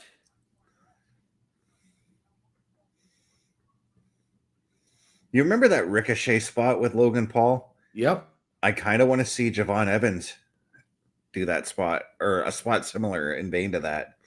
But Royce Keys on Logan and Logan Paul going. Oh, at it, yeah. And Al Snow headbutts there.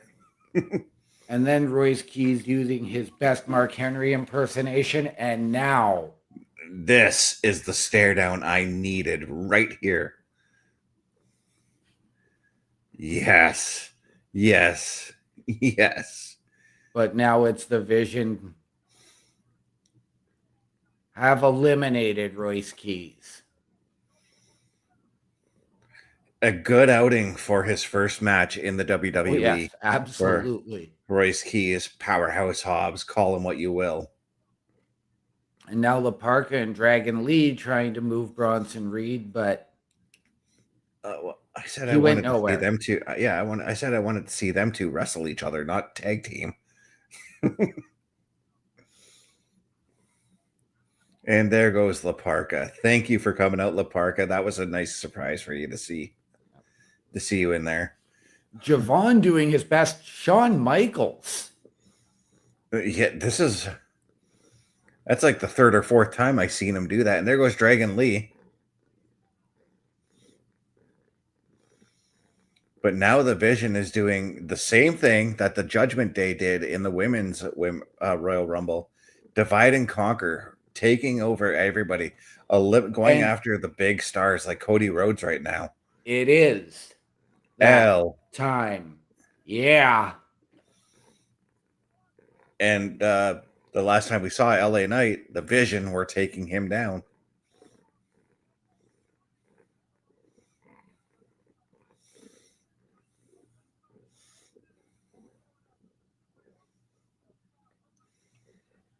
Specifically, Bronson Reed and Logan Paul, who Yep. wiped him out on the top of a car. But like a pack of wolves, they're attacking LA Knight.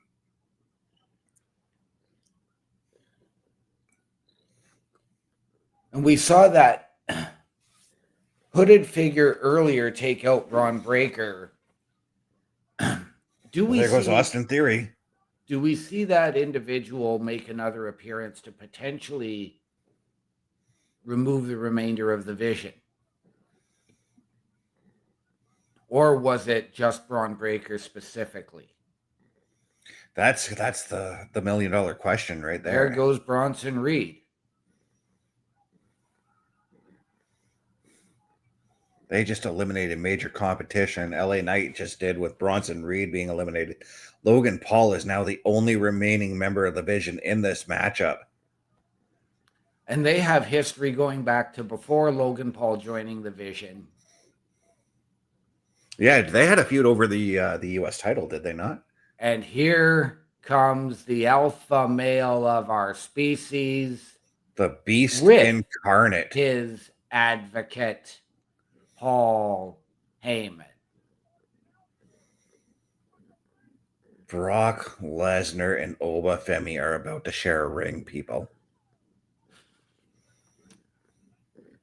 Would this be the situation where you, and I know it's the Royal Rumble, so you don't, but would it be that type of a situation where you do have the ring break? No, no. But Cody's staring a hole through Brock Lesnar as Brock made his way to the ring. We know the very deep history that Brock and Cody have. Yes.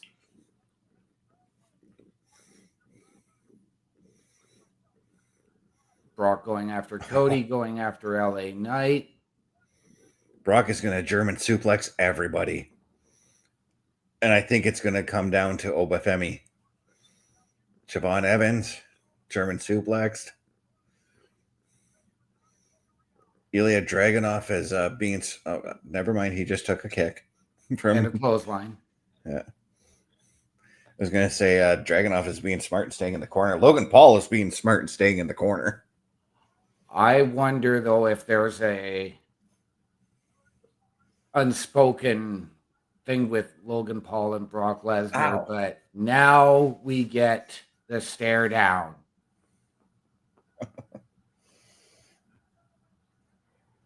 And we still have number 23 to come out. And it's The Miz. This just got awesome. I don't think the awesomeness is going to last long, though.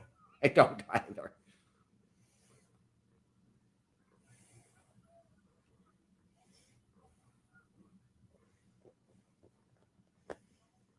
If I'm the Miz, I'm doing that whole staying at ringside until this clears out. And yeah, see, Miz, yeah, do that.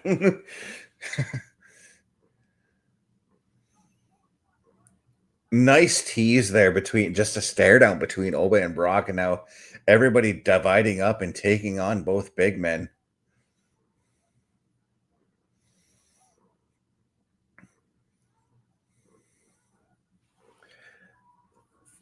Uh-oh, see you later, Ilya.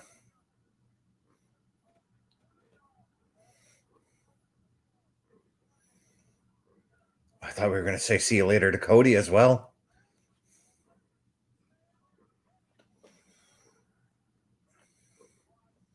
And once again, Oba Femi and Brock Lesnar still standing with the amount of destruction around them.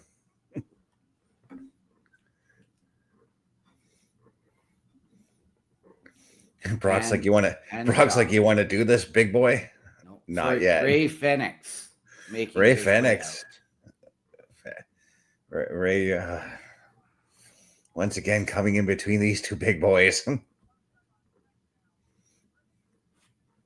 No, Ray Phoenix doing the smart thing. Oh.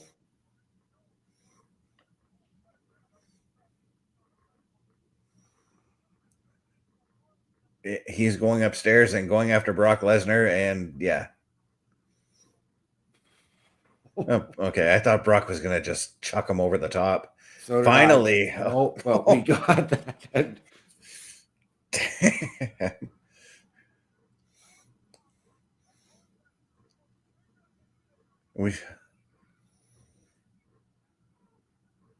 Bye, Ray Phoenix.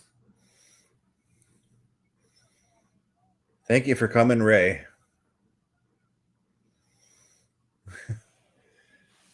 Brock taunting Oba after ducking that clothesline. Shinsuke Nakamura style, by the way. This is oh man, this is awesome.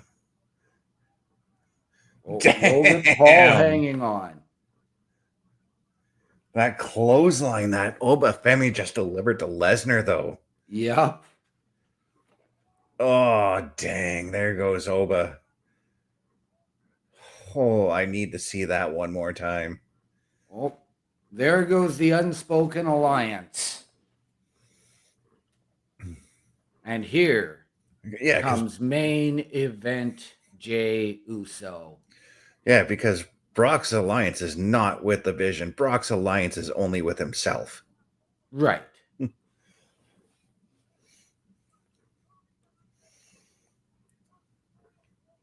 But all he did was suplex Logan Paul. He didn't try to eliminate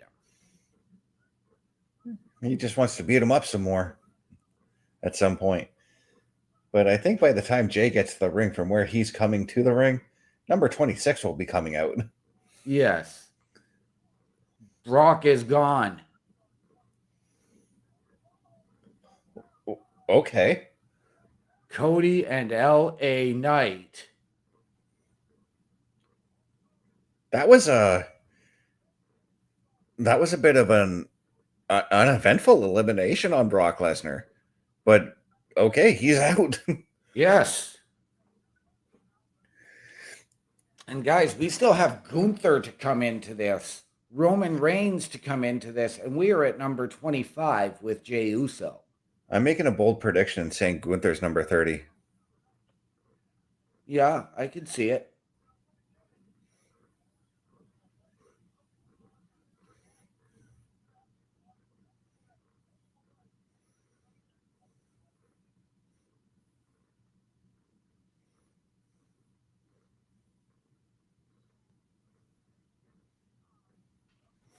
Jay's also wearing something similar to what Solo was wearing earlier in the night, by Yes, the way. really repping Big Jim's outfits tonight. But now looking to run it back, breaks the lay he's got. Why Same is thing. he doing this in the Royal Rumble, running it back on the second rope? Well, And number 26 is about to make his way out. And it's Roman. yes, it is. It is Roman.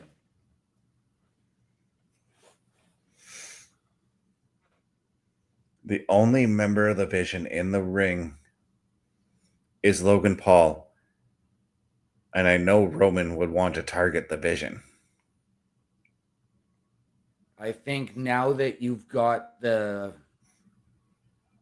don't think Roman necessarily needs to target Logan Paul because Brock Lesnar did his dirty work.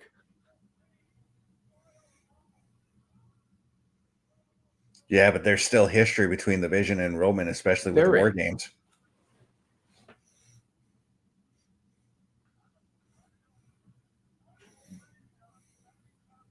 And Jay setting to square up here now.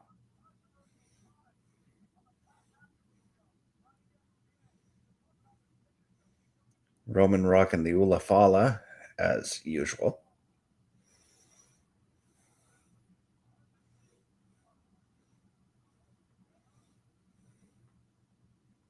Roman now telling Jay to run it back.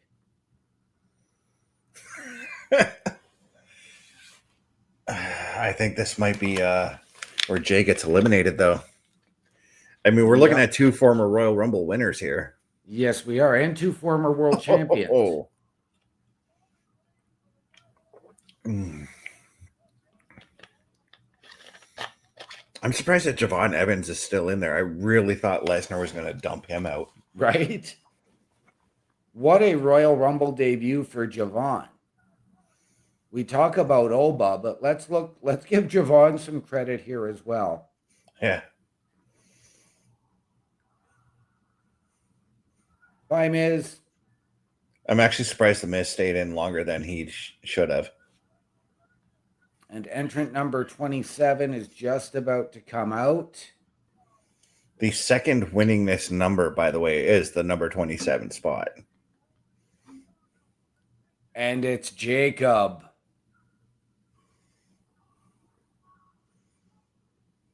As we were getting the stare down between Roman and Cody.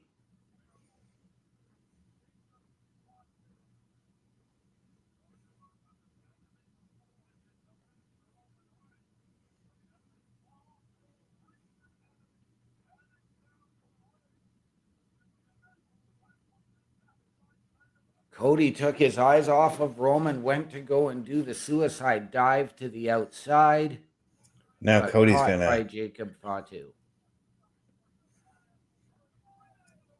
Meanwhile, somebody, I can't tell who, just attacked Roman in the ring. Logan. Oh.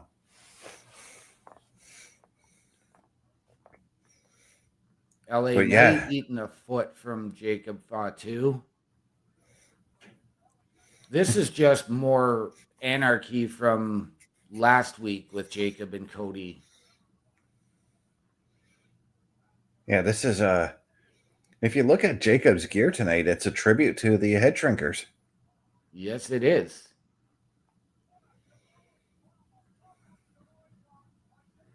And now, this one's intriguing.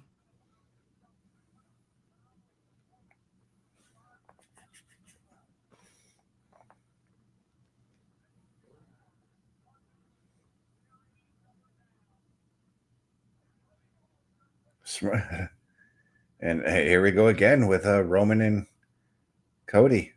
They're like, you want to do Now, this again?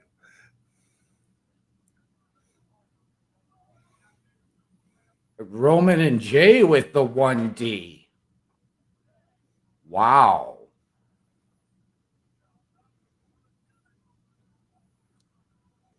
Number 28 about to make their way out there. Okay. I'll let you call this one. Well, it's Penta.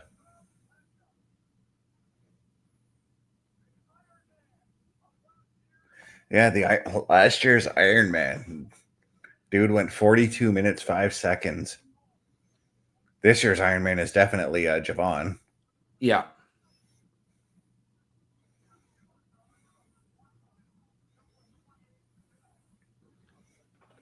And we touched on the goings on between Dragon Lee, Penta, and Ray with the Vision earlier. Now we've got Penta going after Logan Paul. Jacob Fatu is about to corner Penta, though. Yes, he is. Oh, what a counter there by Penta. Yeah, but Jacob didn't really budge. Oh, okay, now he did.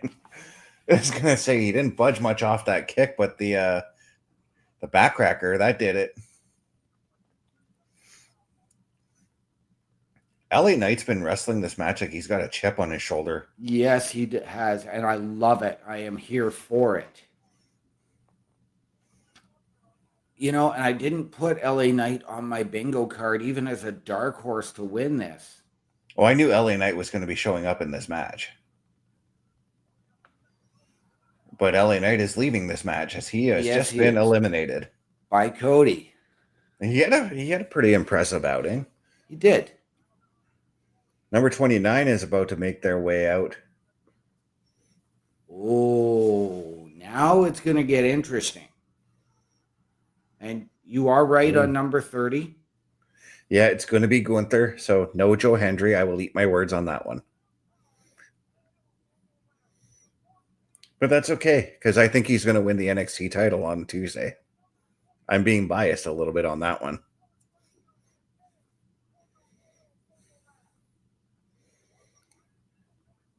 '15th career Royal Rumble for Randy Orton.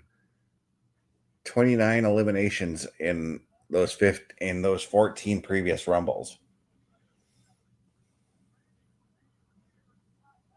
And he is hitting that beautiful power slam that Cody likes to use as well.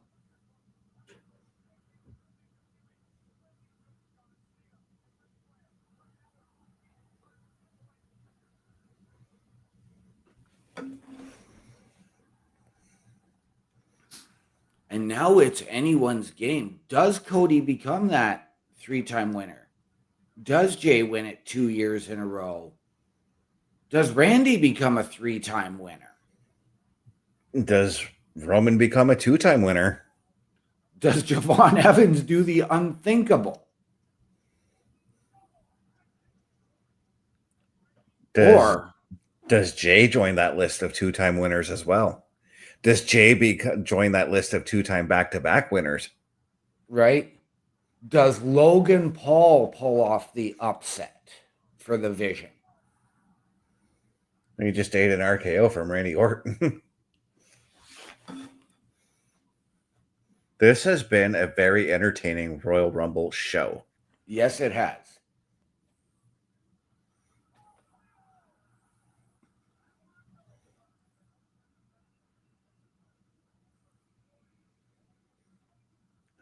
Now, as number 30, is Gunther is going to make his way out.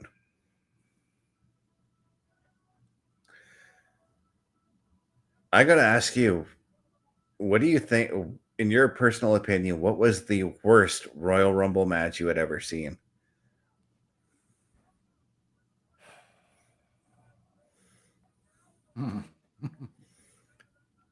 Mine is the 1999 Royal Rumble match.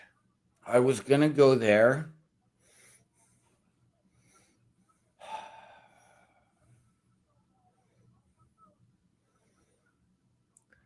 But Gunther also has the record for the longest time ever in a Royal Rumble with 1 hour, 11 minutes, 40 seconds. He did that in 2023.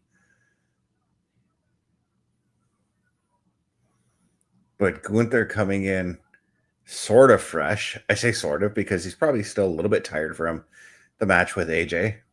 Right? He at least had a good hour and a half to rest.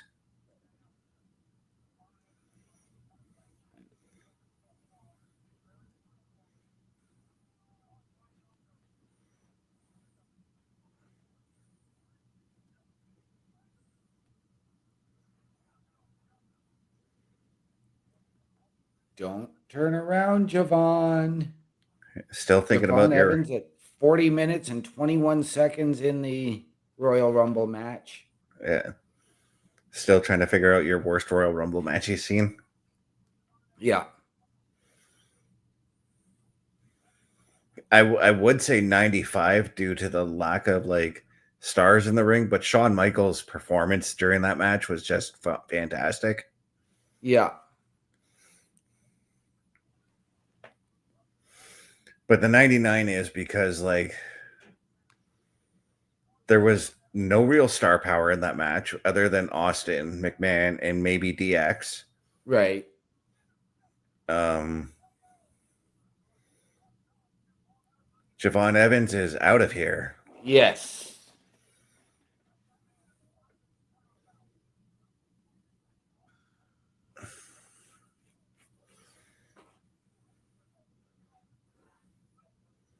And just the whole match was surrounded by Austin and McMahon beating up on each other. Yes. But there was no other storylines that could have gone as we see Penta get thrown out by Gunther. Yes. And then Gunther eats an RKO.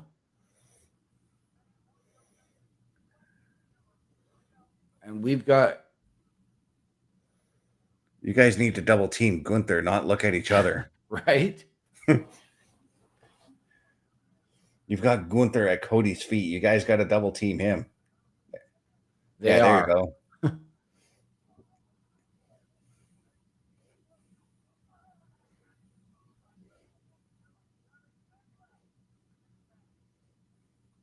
Oh, Gunther ducks out of the way and Randy eats the Cody cutter.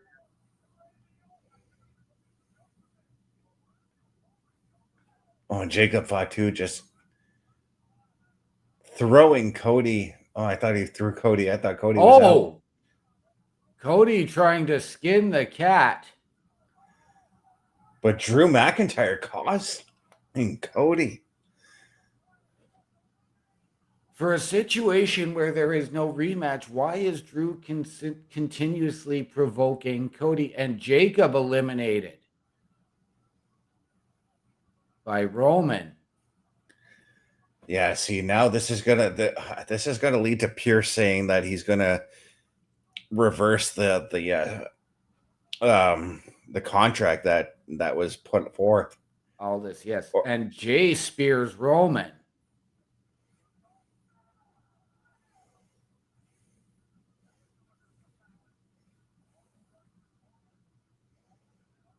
And there goes last year's winner, Jey Uso is out of here. We are now down. Roman Reigns, Gunther, Randy Orton, and Logan Paul are your final four. We're not talking NCAA here, folks. I went into this thinking that Roman actually made the most sense to win. It's a matter of which champion does he challenge. I'm going with Gunther taking this one. I'm going to actually go a different route. And I am going with Logan Paul. Because it was Logan Paul stepping up to CM Punk and then turning on him to join the Vision that led to everything with Braun Breaker getting that title match. I think it's time that we get that Logan Paul title match.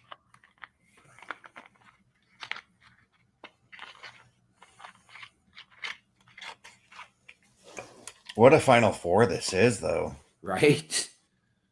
Randy and Gunther squaring off, Roman and Logan in another corner.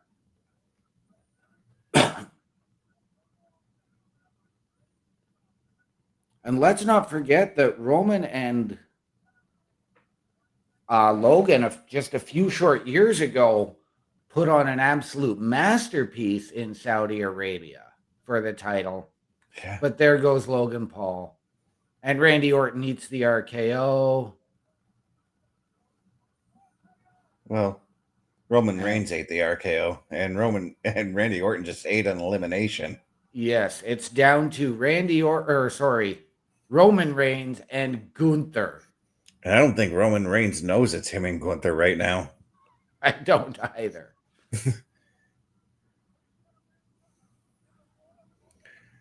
But this might be the first instance that I'm thinking of where a wrestler has pulled double duty and won both his matches.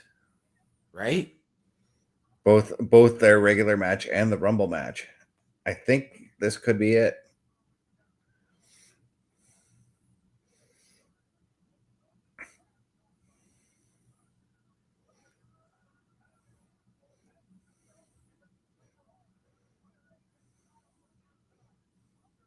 Oh, I was going to say, no, we're not going to get the apron spot, but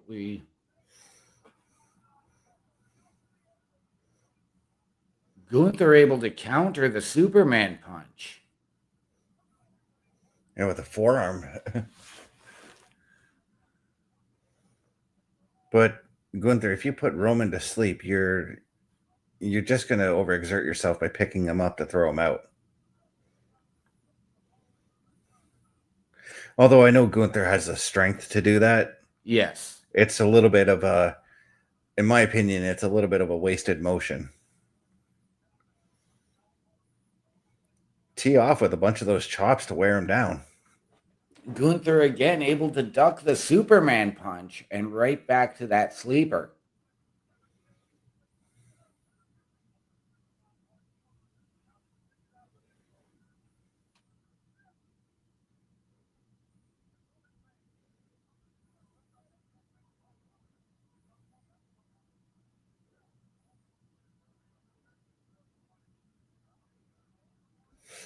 Because right now we're seeing Gunther just slowly forcing Roman to fade away, to fade into oblivion, I guess you could say. Well, that's one way to get out of it, but yes, an exposed turnbuckle would have been better. And Gunther just ate a spear. And Gunther's gone. Roman Reigns has won the 2026 Royal Rumble. I think I put the jinx on Gunther with what I said earlier. You might have, but wow. Bobby Sad says he's going to bed. I don't blame you. He said that a while ago. I'm sorry, Bobby. I missed that, but this was a fantastic show. I'm sorry. But Roman Reigns has now become a 2-time Royal Rumble winner, and the first time that the crowd is cheering for him in winning the Royal Rumble. Yes. Now the question is, who does Roman go after? Does he challenge Punk? Or does he insert himself into Jacob, Cody, and Drew? Well, he's been teasing Punk. He's been teasing Punk since Survivor Series.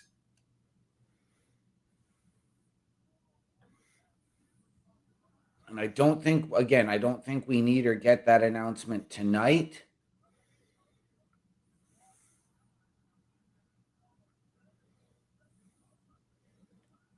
No, again, like I'm a fan of like doing this waiting and building to the reveal, you know? Yeah, but I think they like to get the reveal done. Now, I'd like to see it where you have your champion from the Rumble undecided, and then you have the winner of the Elimination Chamber who gets the other champion make their declaration first. You know what I think would be a really cool thing that they do? I'm going to say this based on depending when the next Saturday night's main event is, but I think it'd be kind of cool if they had both champions from either brand have a match. The winner of that match then faces Roman Reigns for the title. Right?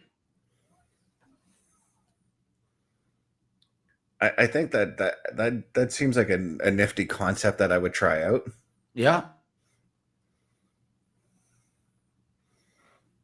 But damn, what a Rumble.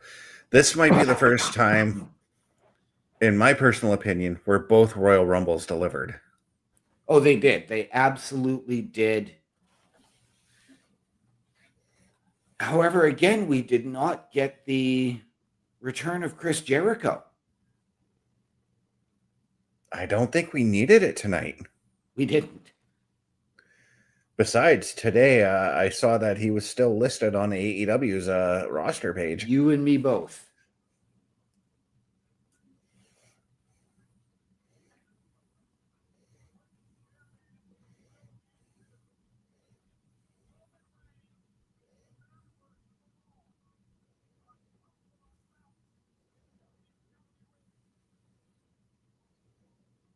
But Wow. damn, what a finish. What a show. Every match delivered in their own way. Yes. And as I said, coming out of the AJ Styles match, this night was an emotional roller coaster. I've got to be honest. I don't think there was a bad match on the card. Both of these Rumbles were paced absolutely brilliantly. I think Drew Sami was a little shorter than I would have liked it, but I'm okay with that. Well, because it was one of those matches that I think will leave you wanting more. Yeah. Like I said, I coming out of that match, I do think we could get a Sami Drew rematch. It could very well be at the Chamber, I would say. Yeah. But damn, this show did deliver. This show delivered. This is I might have to rethink my ranking of the best Royal Rumble pay-per-views. Yeah.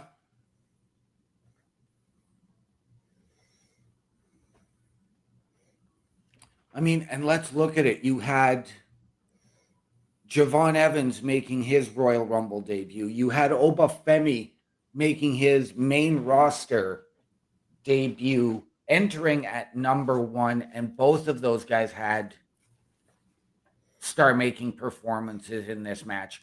Trick Williams, again, showing the ultimate opportunist aspect.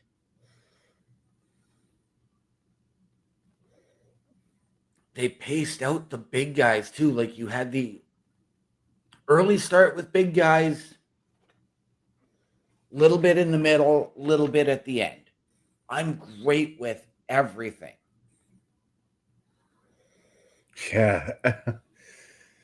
Holy cow. You didn't have an overproduced comedy spot, but you did have some comedy in there. And it was just enough. Like I said, with the Mr. Iguana showing up, you already know to expect comedy with him. But here's the thing with Mr. Iguana. He can do the comedy and he can do the serious. He knows how to blend both together really well. And that little comedy spot where with the Iguana on Damian Priest and Damian not selling it, that was fine. Yeah. You know? Even La Parka coming in, which was a nice touch. You got that little bit of dancing from him, but you got the athleticism. These were 2 really well done, well drawn Rumbles. I say this about some of my favorite pay-per-views that from last year, and I legitimately did this. I'm going to be rewatching this show tomorrow. Yeah. I'm probably going to put it on tonight to go to bed too. No, I'm not going to do that because I'll want to watch the whole thing again. Right. But dang, and they're giving us a heck of a fireworks show too to celebrate this show. I've got to ask now, with the general success of this, what does this mean for WrestleMania next year in Riyadh? We'll have to wait and see on that one because, damn. WWE just stole the year with this show, I think. I mean, you had Liv Morgan, who went into this year's Royal Rumble, always a bridesmaid, never a bride. Getting the win. And we don't know where she's going to go. Yeah, you say always the bridesmaid, never the bride. Well, this Royal Rumble was her bridal shower. Yes, it was.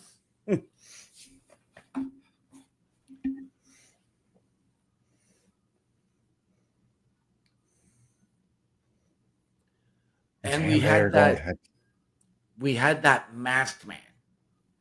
The man in black come out and attack Braun Breaker during his entrance, setting Braun up to absolutely fail completely. And that's why the Royal Rumble match got blown wide open, because a lot of the expectation was Braun Breaker. It was I've seen the discussions. It was between Gunther and Braun Breaker to take the win. Roman wasn't factored in any of the discussions I've seen online. No. But wow. This firework display is well deserved for the Royal Rumble show. Yes. So we knew when this was announced and then WrestleMania was announced, there was a lot of discourse over it. And I know it's because we here in North America are so used to these being North American staples. You can do your international Saudi shows. We don't necessarily like or want this type of a change. Thank you, Riyadh. Yeah, thank you for giving us the second Royal Rumble to take place outside of the United States. The first one was the first Royal Rumble, and it was in Hamilton, Ontario. Yes, it was. But as we see the credits roll up, as we see the Jackie Redmond saying goodbye and preparing for the post show, we see the red end flash up. OMD, I think it's time to give them socials, and we've already given our opinions on the show here. So, yeah. Ladies and gentlemen, if you're looking for me on the socials, it's my link tree, linktr.ee/OMD show. Mr. Best. Yeah, you can look for me at my link tree, linktr.ee/Chris_best83. This is the perfect way to end the day with this show. OMD, what are those words we like to go out on? Ladies and gentlemen, always remember, the world is better with you in it. From all of us here at Turnbuckle Studios and the Turnbuckle Affiliation Program, to those of you out there wherever you are, good night, good luck. Thank you, AJ. We out.